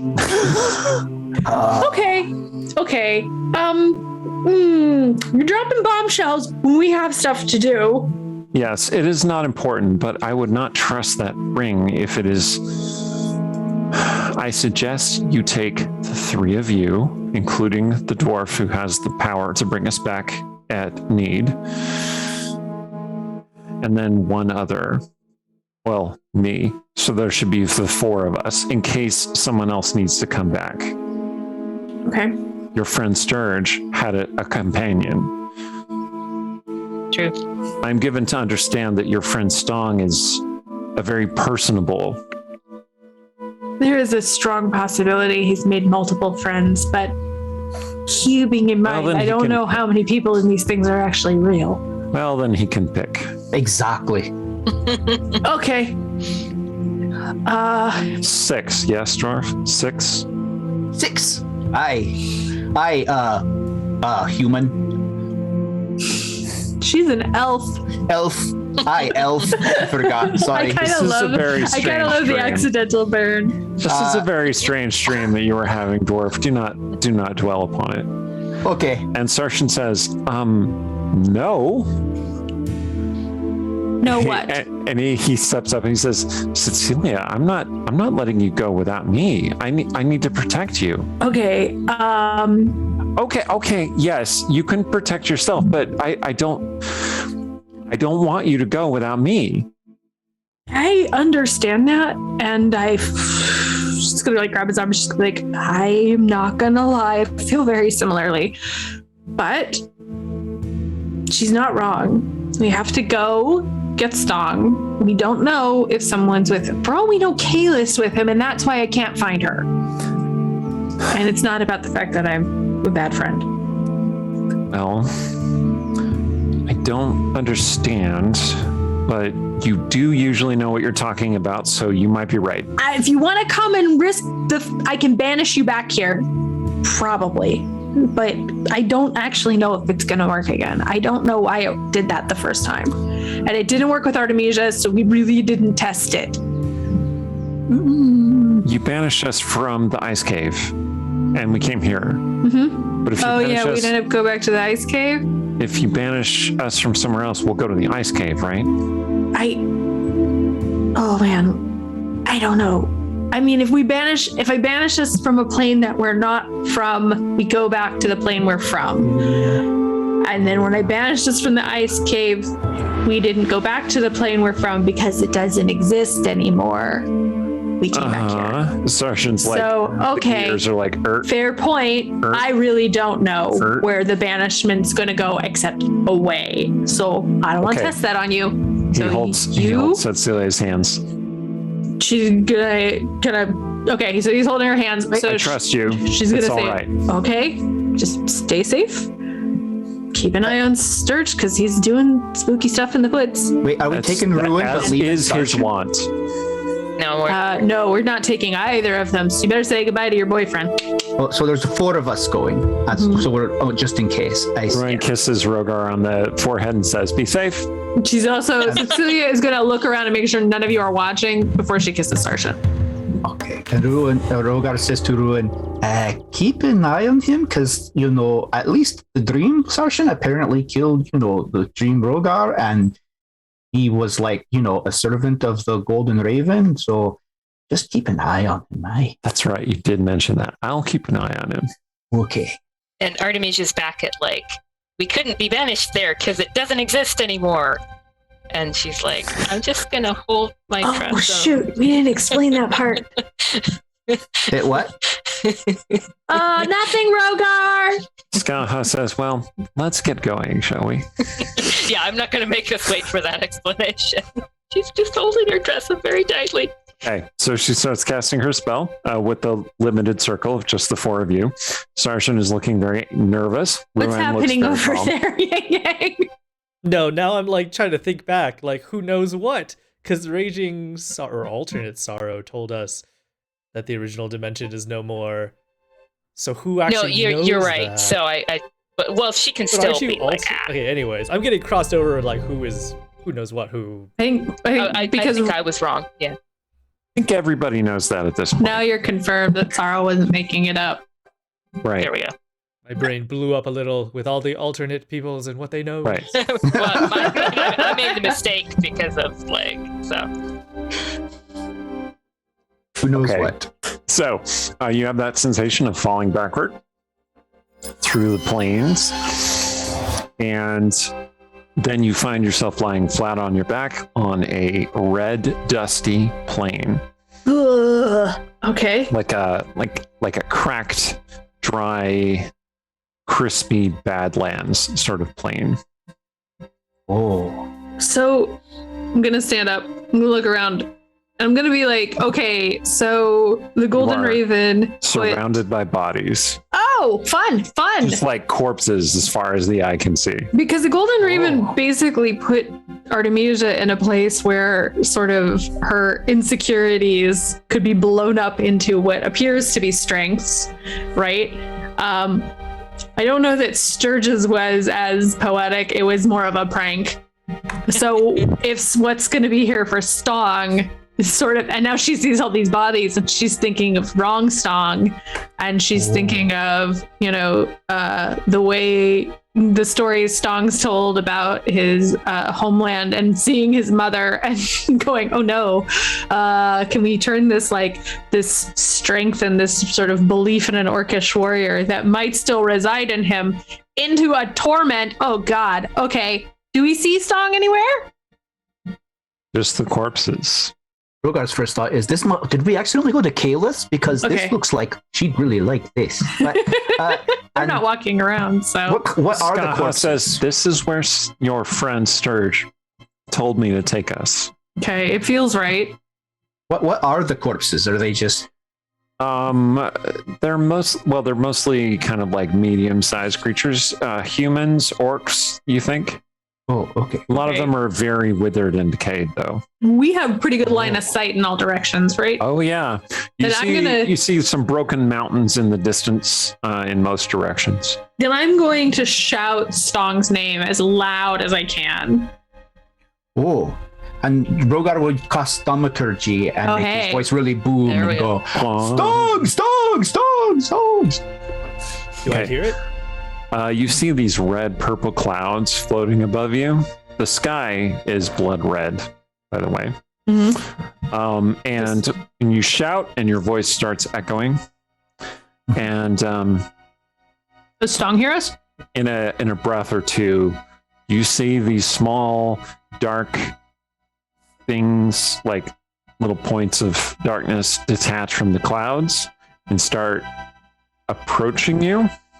Oh, is that Stong on his Pegasus? And as they get closer, you see that they are winged, fiendish-looking creatures. Oh. I didn't So think that's- no, Stong did not hear us. Of multiple different colors. Oh. Never mind.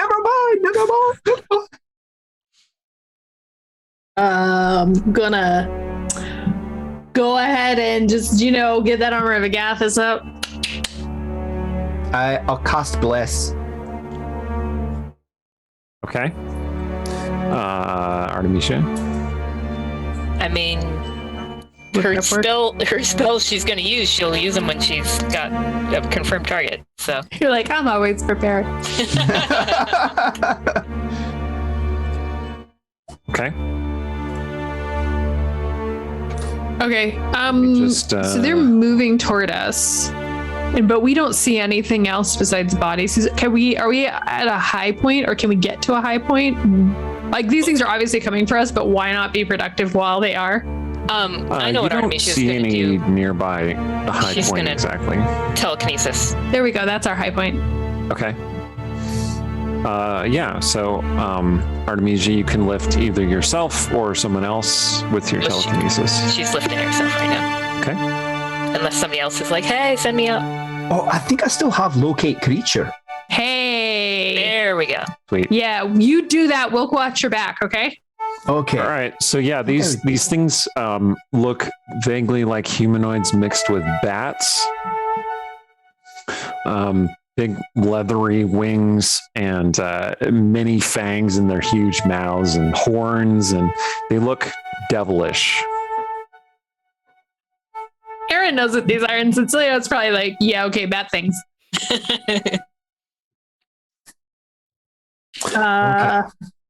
Okay, so Roger's going to cast Locate Creature, so we can figure out where Stong is. And those things, when they get close enough, I think we're going to start slinging some spells. Okay. What is the range on your spells that you're going to be slinging at them? I'm going to probably just go with some Eldritch Blast, so 120 feet. Okay. Artemisia, what kind of range are we looking at for you? So she's going to go with Lightning Bolt because she's going up, so there's no friendly fire right now. 100 feet. Okay, so when the creatures are that close, you can distinguish colors of their scaled forms. There are white ones, red ones, black ones, green ones, blue ones. Oh. They Okay. look kind of like dragons, but not really. Like draconic fiend sort of things. Oh, that's So, pretty. It's all the colors tell of me the rainbow. which one Rogar, you're focus! targeting with which thing. Do we need to roll initiative, or are we just going? Or you're just going at this point. You can go first because you have. Oh no, I have a farther range. Okay. It's true. Well, I am going to just go. Who's in the front? We'll say a white one is in the front. Okay, I'm gonna hit the white one. I'm gonna unload all three on it as a show of force. Show of force. Got it. I think that's gonna roll all three. So a 22, a 29, and a 14. 2 hits. Okay. So that is 26 damage. Yeah. Okay, great. Yep, the creature is struck by your Eldritch Blast. Do you have any additional effects of your Eldritch Blast or just damage? It is just force damage. Okay. It still keeps coming. And Artemisia? So she's trying to get, as many in the line as she can. I assume that they're not going to be like little conga line just for her. Yeah, they're not really in a row, but you think you can line up and hit 2 of them. Okay. She's gonna do that. It's gonna be random colors though. Yeah. So let me figure that out. 2 and 2. Okay, so you're hitting 2 red creatures with your lightning bolt. 37. Oh geez. Okay, what's the DC of their save here? 17. Well, one of them definitely did not make it.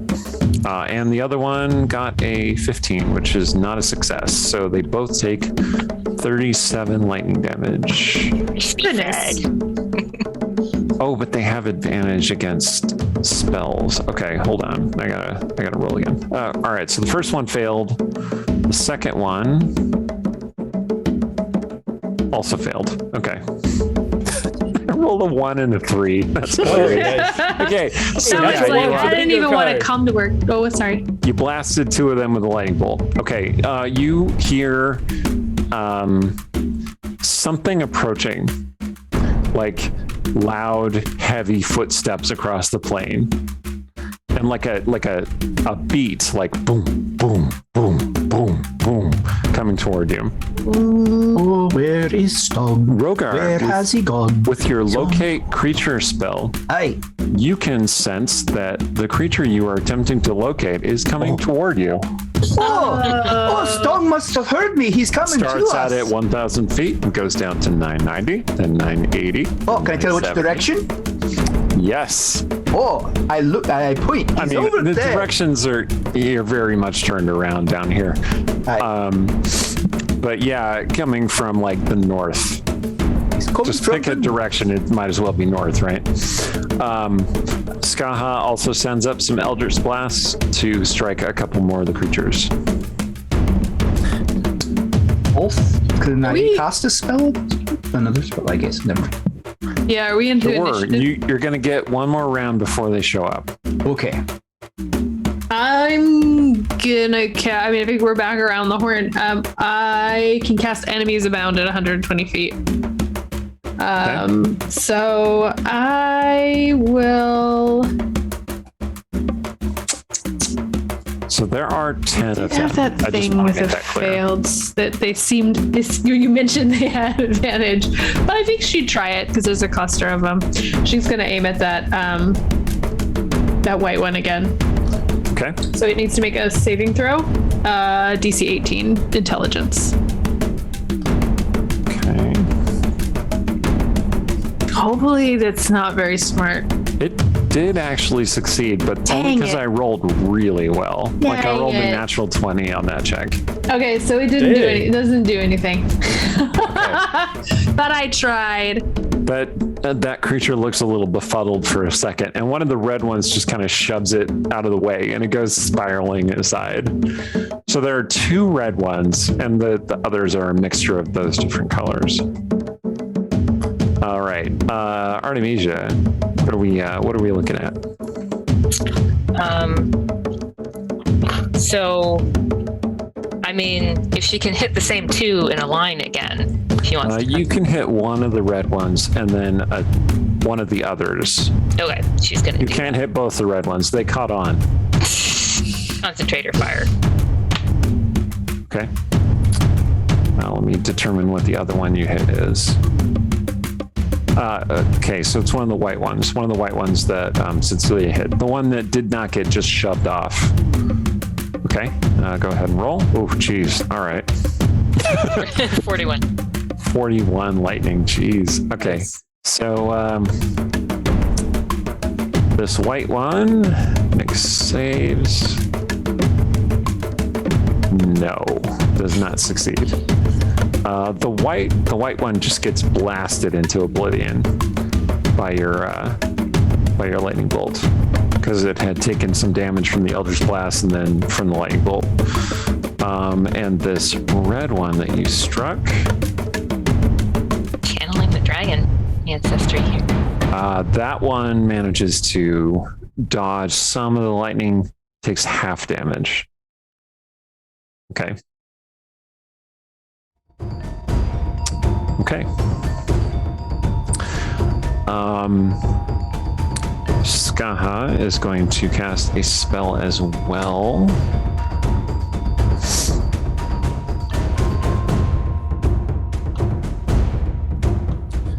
So she casts a spell and the air starts swirling, and you see that she's basically summoned a tornado, which she projects toward the creatures, and it just scatters them. They're still coming toward you, but the air elemental that's now in their path is kind of pushing them out of the way. And she says, "Should we run?" Oh, I don't know. Will Strong be able to find us if we run? He's coming. Did you find him? Oh, maybe we should head towards him. Oh, okay. He's to the north. Let's head north. Keep an eye on those things. All right, you're going to start running. Okay. Yeah. My spell I was going to cast was. Sorry. Yeah. What's the spell you're going to cast? Spirit Guardians. So I should follow. Spirit Guardians. Okay. So you cast. All right. Your connection with your deity feels strained. Aye. It's because I'm asleep. Well, you feel like it feels hot and oppressive. Oh. Okay. Like when you start praying, the words your mouth, like when you're really tired out in a very humid place, and your mouth feels gummy and just kind of gross. That's how your divine magic feels. Oh. Sounds awful. You do still have your connection, it's just tenuous. Okay. Okay, yeah, you start running off toward the north. You can feel do the Spirit Guardians appear though? Is Spirit Guardians a concentration spell or not? Aye. Okay, is locate creature a concentration spell? Aye, so it replaces that. Okay, so you lose sense of Stong. But he was coming straight at us, so I figured we're probably safe running towards him then. Okay, the creatures descend closer to you. The red ones start cackling. I'm going to need each of you to make a wisdom saving throw, please. Whoa. This is a frightful presence, so this is a save against fear. 11. Well, you blessed us though. The bless is gone. It's a concentration, so it was. All right, your save is good. Cecilia, you are frightened. Moo. Artemisia, what you got? My D20 on the floor. So that's a 15. Rerolled. Artemisia, you are also frightened. Okay. Fortunately, they're laughing. Frightened allows you to run away from the creatures, which is what you were doing already. So, okay. It just makes attacking them harder. Well, you guys are sure pulling ahead. I feel like I'm hoisted on my own petard with the frightening thing here. I'm gonna see if Skaha is frightened. Probably she'll be okay. Yeah, she's okay. She's like, we can make this. We can go. Let's go. Directs you onward. So yeah, running away sounds like a really good suggestion to you. So yeah, you start breaking that way. The creatures are flying after you. All right. You're now running over corpses, and Artemisia has no problem because Artemisia is telekinetically projecting herself. She's just Jean Greying it over the corpses, which is a very apt commentary on the X-Men comics. But I'm going to need Cecilia and Rogar to make either acrobatics or athletics checks, or do something else that two things I am excellent at. I mean, God. if I can... Oh, go ahead. Can I persuade the corpses to not be in front of me? No, sorry. Okay. We'll just go with it. It's a 9. Okay. Can I cast a spell on myself as I'm running? Sure, although you're going to fall behind everyone else. Oh, I feel like that's happening anyway. Does everybody see the shirt that I'm wearing, by the way? Does that look like anything in particular, maybe from this game? Maybe a bit. Maybe you have to show it a little bit, get a little closer to the camera. A little closer to the camera? Oh. Oh, that's cool, but also awful. Yeah. And they're they are laughing, so it sounds like they're having fun. I don't. Sure. So I cast freedom of movement on myself. Okay. And, So Rogar starts lagging a little bit behind. So it's you trip over a corpse and fall into a pile of corpses. Oh no. Okay. I promise to be careful and everything. So the party is slightly split. Artemisia, you are telekinetically sailing ahead, and you see something approaching you. And it is a big, muscular figure carrying what looks like a corpse studded with like at least 200 arrows. Goodness. And it looks like a corpse cart rushing toward you, actually. Like, you've spent enough time in Westgate that you've seen a corpse cart or two. Okay, yeah. Usually they're not full of bodies that have been filled with arrows, but this is a battlefield. It's not that far out of the realm of possibility. As you draw closer, however, you see that it is a big, muscular figure carrying a equally large corpse, which is full of arrows, like a shield over its head, running toward you. Whoa, that's impressive. So was Do we the recognize them? Either of frightened? them? She's running away, frightened from the stuff behind her. How does that interact with like something that she doesn't want to like run toward necessarily, but isn't, magically frightened of? Make either perception or insight check would be good. You're not magically frightened of this creature, no. Yeah. Well, that's not great on either of those. So that's a 10. Okay. You are not sure what you're looking at. Like it is, the figure is clad in just multiple bits of armor and like demonic skulls and all kinds of weird things. It's like you're looking at a float from a Halloween parade coming toward you. She's gonna Hey, timely. All right. So detour a little, so she's not like on a collision course. okay. Skaha is fairly close to you. She has been leaping over the bodies. She vaulted over some of them with her spear. And she says, What is that? Is that your... And then Rogar, huff, huff, huff, huff, huff. Well, since I shows fell up. behind and then Cecilia was ahead of me, but tripped or fell, I imagine I would catch up with her. Well, you didn't see Cecilia. Oh, okay. So, okay, I go huffing up. Yeah, you catch up with the other folks. Okay.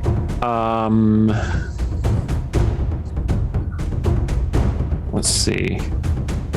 Okay, so the massive thing, like the arrow-studded body lifts off and then goes like this.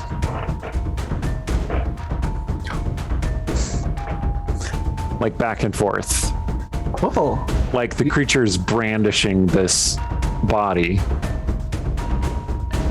Brandishing it? Is it Skaha says, where's Cecilia? is it dancing? Damn it. And she turns back and runs backward. the way you came. Is the fear still keeping Artemisia on board? Okay. Yeah, the fear lasts for a full minute, so. Rogar Hey, will do original thaumaturgy. He just gifted 5 tier 1 subs. Thank you geez, so much. thanks. Thank you. Thanks, man. Right. Rogar will do thaumaturgy and say, hello? Okay. Are we dancing? So the figure arrives, and it is indeed Stong, and he is wearing the corpses and armor of at least a dozen devils and warriors that fell on this battlefield. Oh, Stong, you got In big. one hand, he is holding a body which is studded with arrows, and in the other hand, he is leading Mirabelle, who has her fiery sword in one hand and is also wearing stolen armor and skulls, and they look like something out of a Mad Max movie. Hey! Mirabelle says, hey! Hello, fellow warriors! Is it really you guys? Is it really Yes! them? Because I can crush them if it's not. I mean, really us in a dream, but Or you if know, it- or it's if it really is. us. Oh no! You really shouldn't be here. No, this is hell, Mirabelle says. At first I thought it was Orc Heaven, but then I had an epiphany. Orc Heaven is hell. Did that hurt? What's in a Mirabelle nods. And meanwhile, Artemisia's like, the stuff behind us. We can't stay here. She looks up at the things and she says, Abishai. Time to rip and tear. Let's do this, Dad. Stog says, wait, daughter, is that a good idea? Where's always Cecilia? She usually has the good ideas. She's right. Oh, she was with us a second ago. I hope she didn't wake up. Wait, how do I know it's really you guys? What's the secret word? Oh, pineapple. Uh-oh. Hmm? Is Get that your your word thing, of Aaron. recall? Oh no, that was your word of recall. But I mean, I'm not. So what All right, happened? so magic. Okay, so this is what happens. Okay. Magic starts swirling around Artemisia and around Rogar. As this is happening, you two go ahead and make an initiative roll.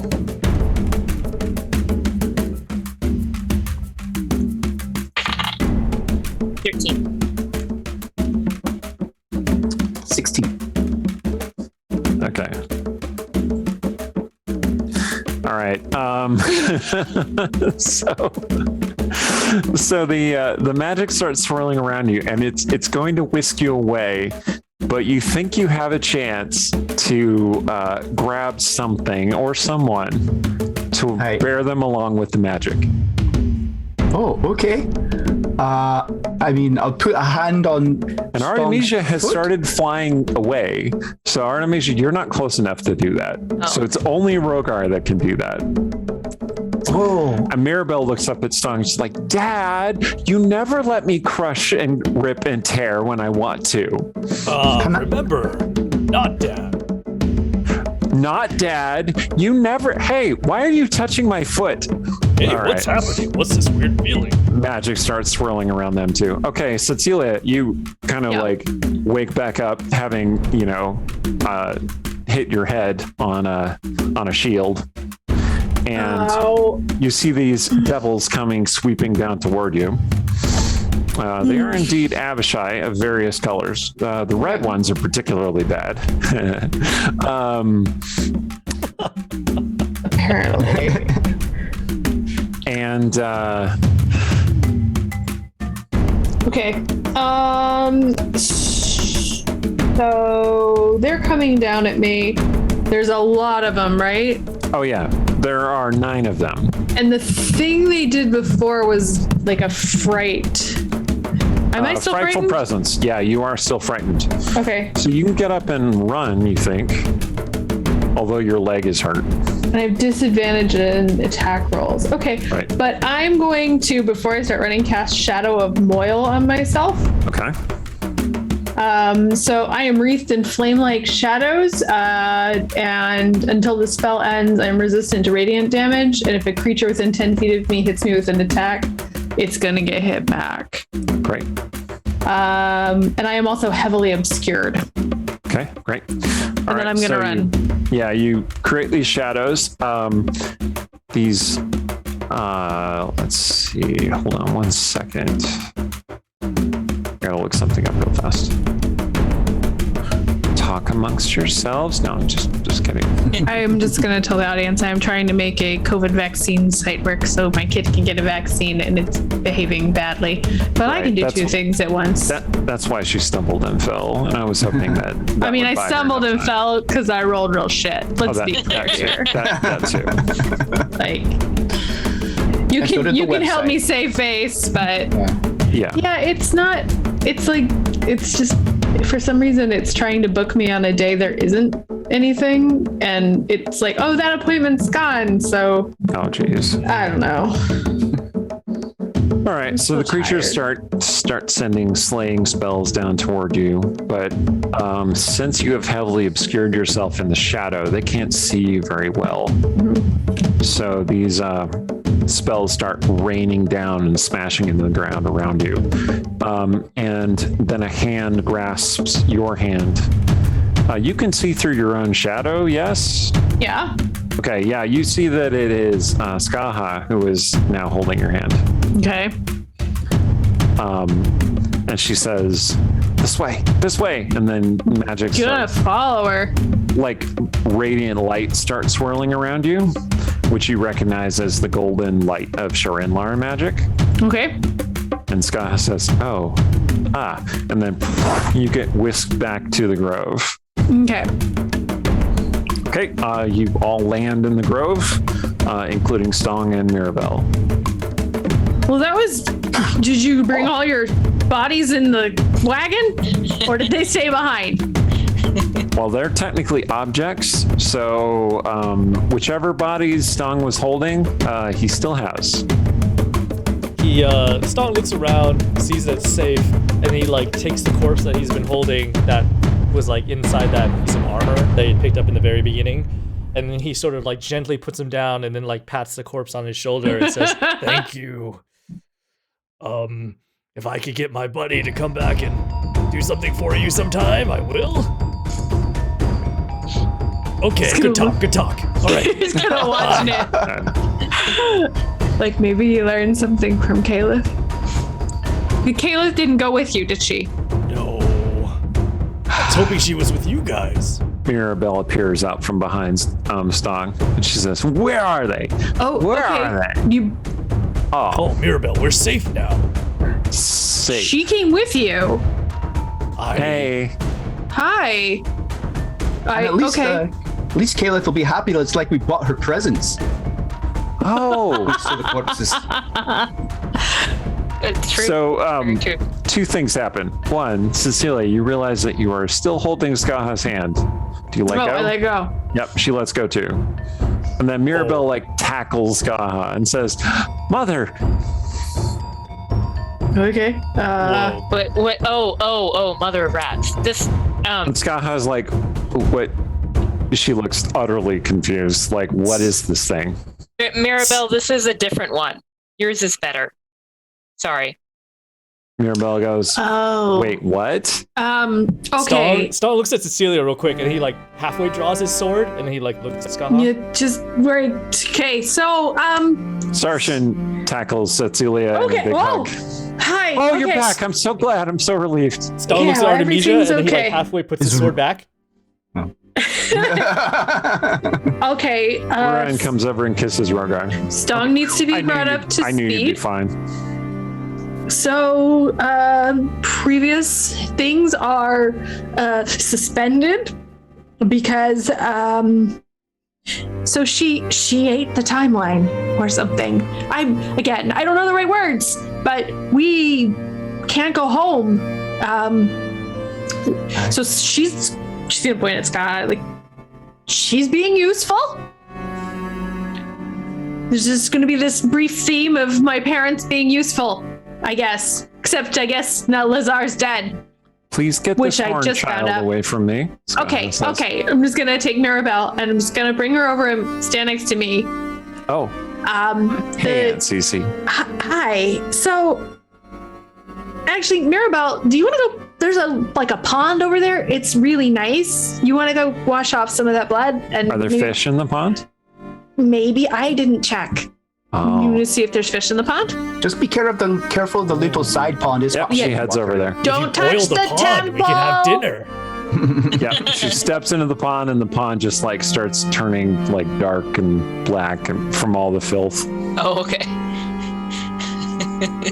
Skaha says, Okay, hopefully it doesn't break your temple. Oh, should be fine. "Yes, that was quick." Wow, you have just a lot of maternal bones in your body there, don't you? I am a terrible mother. And Rowan says, "Well, that's not true." And Skaha's like, "Yes." Dong, here's the thing. So Westgate's basically all of Toril seems to be. She keeps eating reality, and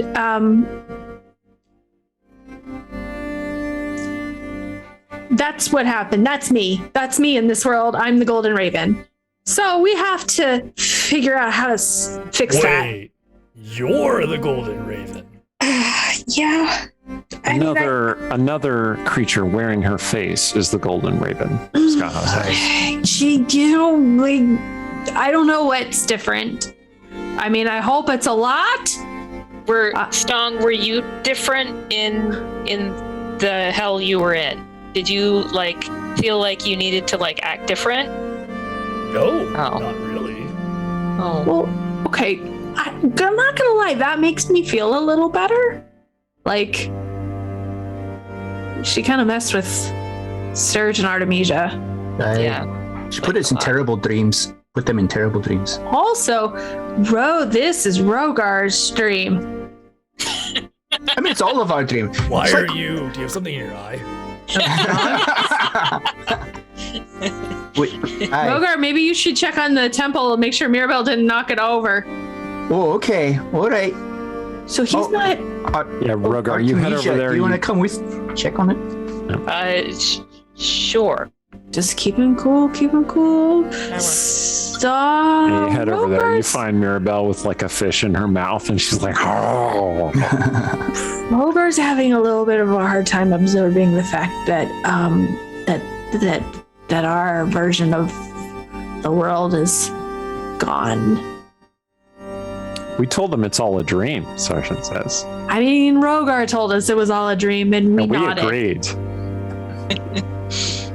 Because the lie is easier than Okay, the truth. so Sorry, I was this just being is helpful. not Wait. your kind of thing. So, do you want to go? Maybe just give me a minute, okay? Okay. Okay. He heads off. Okay. But we're gonna tell him the truth, right? Do we need to tell him the truth?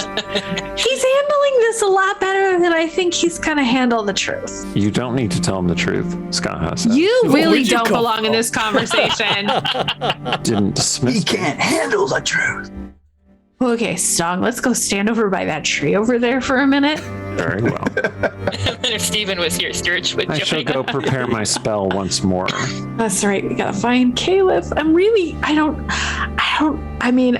don't know. I don't even know what to do.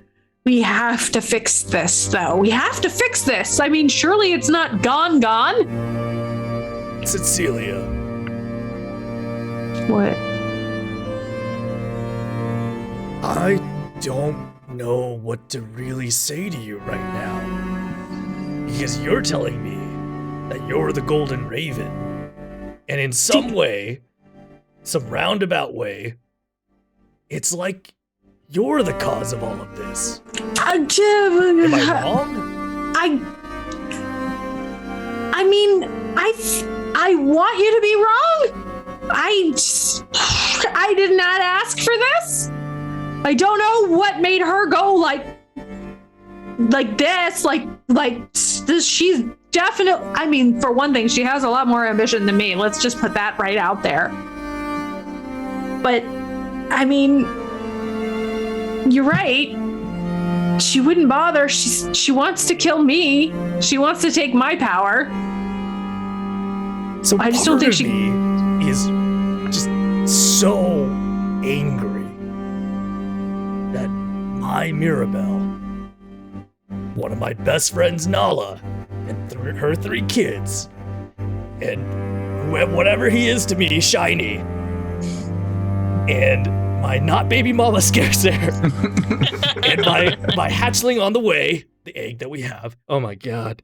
I mean, she might have gone back to the astral sea. We don't know what's happened to the astral sea.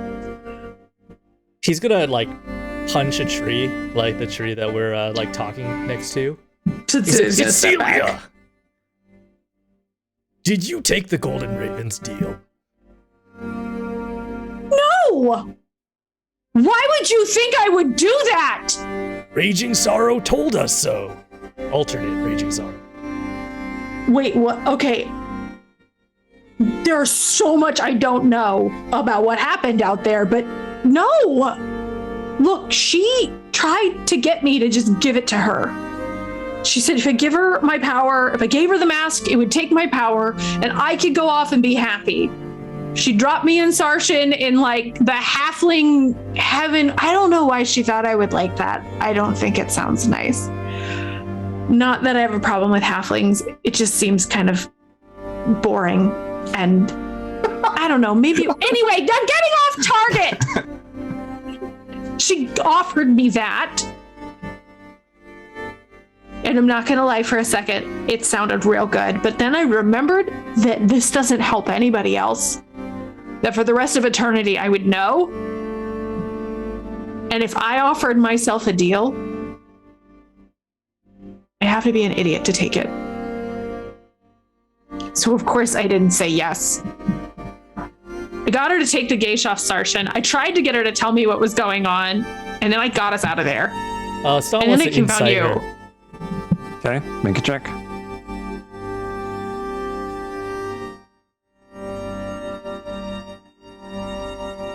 It's 11. All right. Oh, She's telling the truth. Stong. Enough time has passed that your resurrection penalties are gone. Oh, okay, that's a 13. Mm-hmm. I think that she seems honest. I also think she sounds a little like fragile, which lends a particular note to the honesty. Dom says, "You know, I believe you, Cecilia, but part of me knows how good of a liar you are. So I want to trust that you're not lying about any of this. I'm not! But that's why I feel like we should tell Rogar the truth. Just think about how easily you're lying to him about something so big as like our dimension being gone. I mean, I feel like it's for his own good, though. Doesn't that count for something? For my own good? That isn't the point. Are you lying to me right now for my own good? God. Oh, you got her in a pincher. I love it. No. Okay. Stong, if you really think this is the better thing to do, the right thing to do, then I will tell Rogar what is actually going on.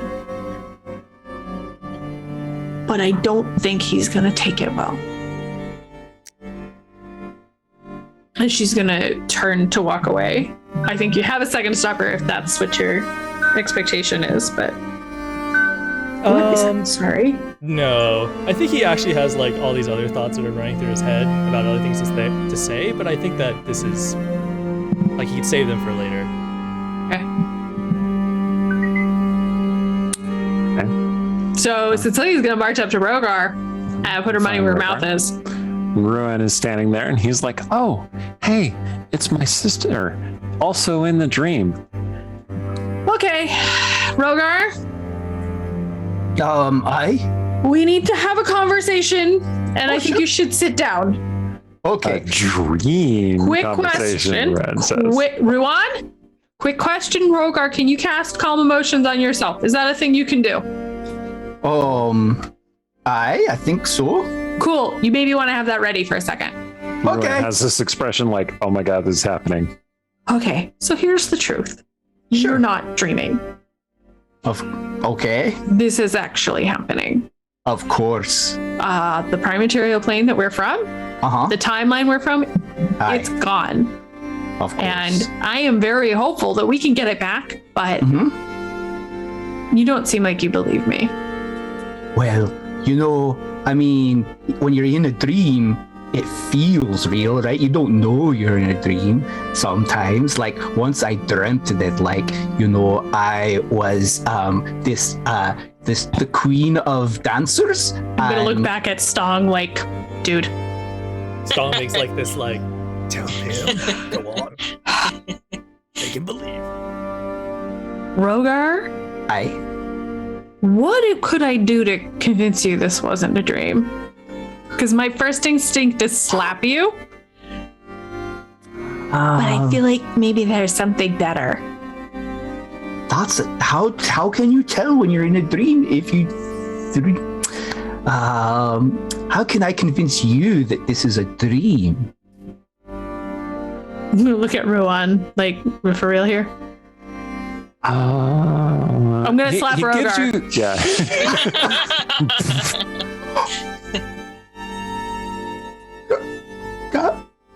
Okay. Did you feel that? Well, yes, but if it was a dream, I'd feel it too. What about Real Cecilia wouldn't slap me. Ruin grabs Rogar's face. Lover. Okay, look at me. Look at me. This is real. She's telling you the truth. Listen to her. Of course. You know how my sister always... Everybody we know is dead. All of the dwarves are dead. Sharon is dead. Sure. Rogar, here's a question. I'm just going to pull out the book that she's carrying, the Tome of Leadership and Influence, and she's going to hold it up because presumably it says what it is on the front. Okay. She's going to be like, what does it say? I don't read so good. Especially not Dwarvish. It's true. The Tom of the Tom. It's something about Tom. Tom of. Good enough. You can read. That's hard to do in dreams, right? Although sometimes I dream like I don't know how to play like the sitar, but I can get like sometimes there's this band and I get up on stage because their sitar player broke his hand and I can play the sitar. Guys, I need some help. Awesome. talking to Shirinlar? Ask Shirinlar if it's a dream. Hey, that's the thing. Shirinlar wouldn't abandon you in your dreams, Ruin says. I mean, right? She wouldn't abandon me in real life. She's proven that. So if I cannot commune with her, it has to be a dream, right? Oh, that's so. Probably what this is. Okay, this is going to require divine intervention. Okay, It's a dream, right? Hold on a second. Cecilia's gonna go find Sargent. Sargent's like, here I I am. have a very important question for you that I don't think you want to answer, but I do need the answer. Of course. Did she kill Sharintlar?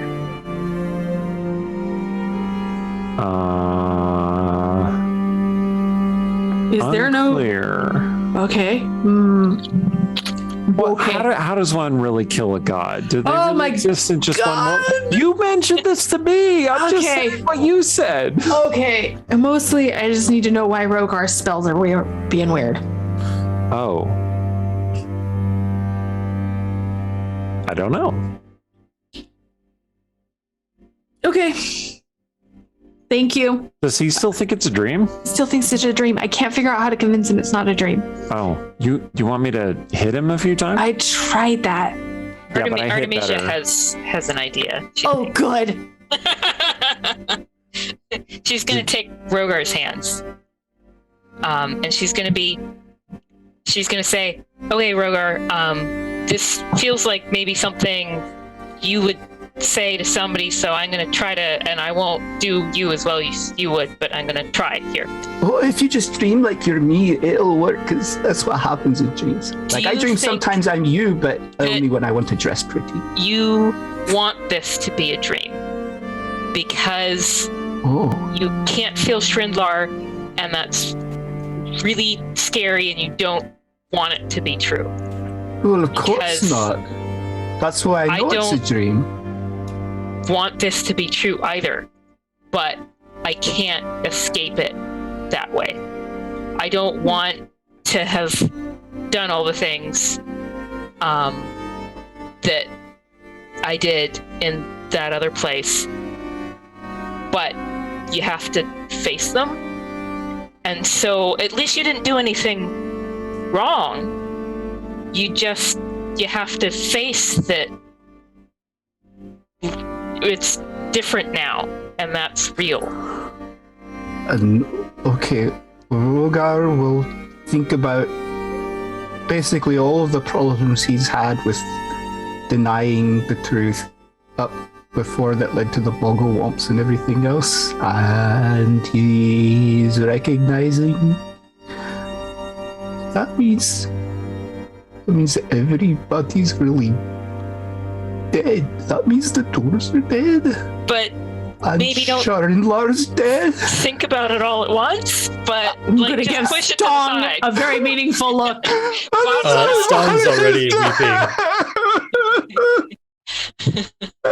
Stong's standing next And to he'll the tree, just like weeping start and nodding. sobbing into your nice dress. There. What was that song? Oh, Stong's just standing next to the tree, weeping and nodding to everything that you're saying. I can't all be dead. Oh. I think Cecilia is like now feeling like the full weight of guilt that what Stong said is maybe accurate, but this is all her fault. But so Stong is going to walk over to Rogar crying, and he's going to like put a hand on his shoulder, and he's going to say,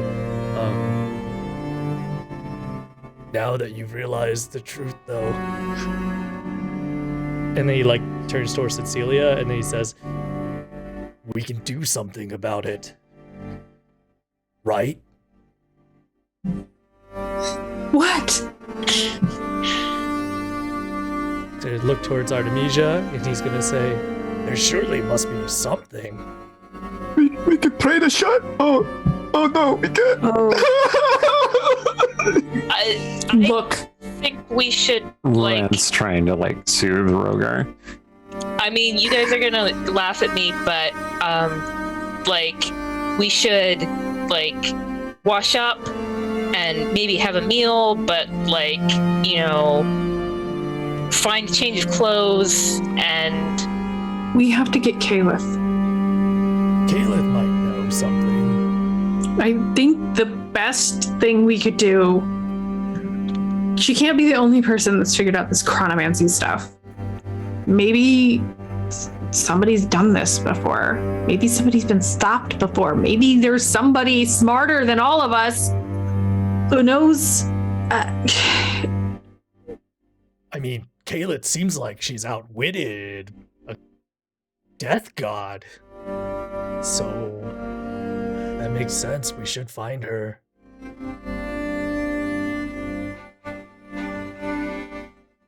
Okay. Well, So everybody needs to do what they need to do, and then we're gonna go find Caliph. Sarshan nods. That makes sense. Cecilia's gonna go walk off into the trees. Don's gonna keep patting Rogar's shoulder, but he watches Cecilia walk away. All right. That's all the time we have for tonight. To be continued in our extra long session on Saturday. Sure, as it will part be of very Extra Life. sure, it will be very easy to get Caliph. Thank you to everyone who stuck around for the secret announcement of the subtitle of our game on Saturday, which is Westgate Irregulars, Tomb of Horrors. All right. It's gonna be real easy. Rogar, can you prep Death Ward real quick?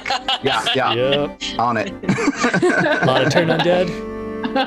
All right, then. I have been Eric Scott to be the DM of this campaign, and I am hopefully not going to TPK everybody on Saturday. I guess we'll see. Take it away, Aaron. I'm Aaron M. Evans. You can follow me on Twitter at Aaron M. Evans. You can find me on the podcast writing about dragons and shit with Trevor Bettis and B. Dave Walters, who I also co-host Champions of Lore with on twitch.tv/CNE Games, where we talk about the lore behind Idle Champions, our sponsor, Idle Champions of Forgotten Realms. You can find out more about them at idlechampions.com. I've been Rhiannon Held, and check out my books. Indeed, all of our books and various writings on the Twitch page. There's an Amazon widget on dungeonscrawlers.com. There's links to various of them, so try them out. Lots of different genres. Tonight, thank you to our moderators, Rumpus Imperator, Seldarine, Shay, and Myrdug. And remember to check out our Extra Life page. Donate for the children and get some cool incentives for our big game on Saturday. Yeah, why don't each of us just like say our incentives? You take like 10 seconds, just rattle them off. Aaron, you go first. Let's go. You can make me tell a Dragonborn ancestor story as my character Zoroshni in Steven's game. You can make me tell a story, a lie about your character. I mean, a truth about your character as Cecilia in either the Trevor's game or Eric's game. You can also talk about your book with you. Okay, Rhiannon, let's go. I haven't put them up yet, but I'm considering doing world building, history building as an archaeologist. And critiques of beginning of short story or novel, and your character in my next Tyne short story. All right, Randy. You can give me dwarven cuss words. You can get a story critique. You can get some novel doctoring, or you can get a one-on-one writing workshop. Eric. Okay, you ready for this? Healing potion, spell slot recharge, action surge, automatic natural D20, flump, vampire spawn, gelatinous cube, dragon, terrasse, Dragon anything Terrasse. that you encounter, or personalized D&D one-shots with me. Oh, that's amazing. That's awesome. And finally, me. You can invent some drugs that my character will try to sell, or you can name my restaurant and tell me what the menu is, and I have to justify it. Okay. So, any other? Oh, yes, Randy. I've been Randy Henderson. Thank you all. Hop over onto our Discord. Come join us over there. Join the community, chatting about all kinds of fun stuff about this game. You can share your theories, your ideas of how we can stop the Raven Queen or survive the Tomb of Horrors. No, whoa, back it up. Back it up. The Raven Queen is not here. We don't want to invite her. We're set for... I always do that. I always say that. I'm sorry. That's like I'm tempting Eric. Every time I do it, I just like, tell. well, you guys asked for it. So. Yeah, exactly. Come over, chat, join our community. It's a great community, very supportive, and we talk about all kinds of great things. And obviously, we're all writers too. So if you're a writer, join us there for lots of great writer stuff. And check out our website. You can find the big post about the Extra Life, as well as recaps of all our past episodes, info on all the players and characters and everything else. And thank you to everyone who contributed for the subscriptions, for any bits that were given. We really appreciate it. That helps us with the stream and the assets and the art and everything else. We really appreciate that. See you all in a couple of days or 24 hours of streaming. Woo! So many giveaways, so many codes, and so much D&D, my God. Starting at 12 a.m. So and that's always hard to say because it's like 12 a.m. Saturday and it's like, wait, okay, but that's midnight Friday, but 12 a.m. Saturday Pacific. So is when it starts. Right. Yep. 12 to 12 Okay. Pacific. Be there or be sleeping on the weekend, I guess. Anyway, lots of D&D to check out. Kids need money to get healthy. Let's make it happen.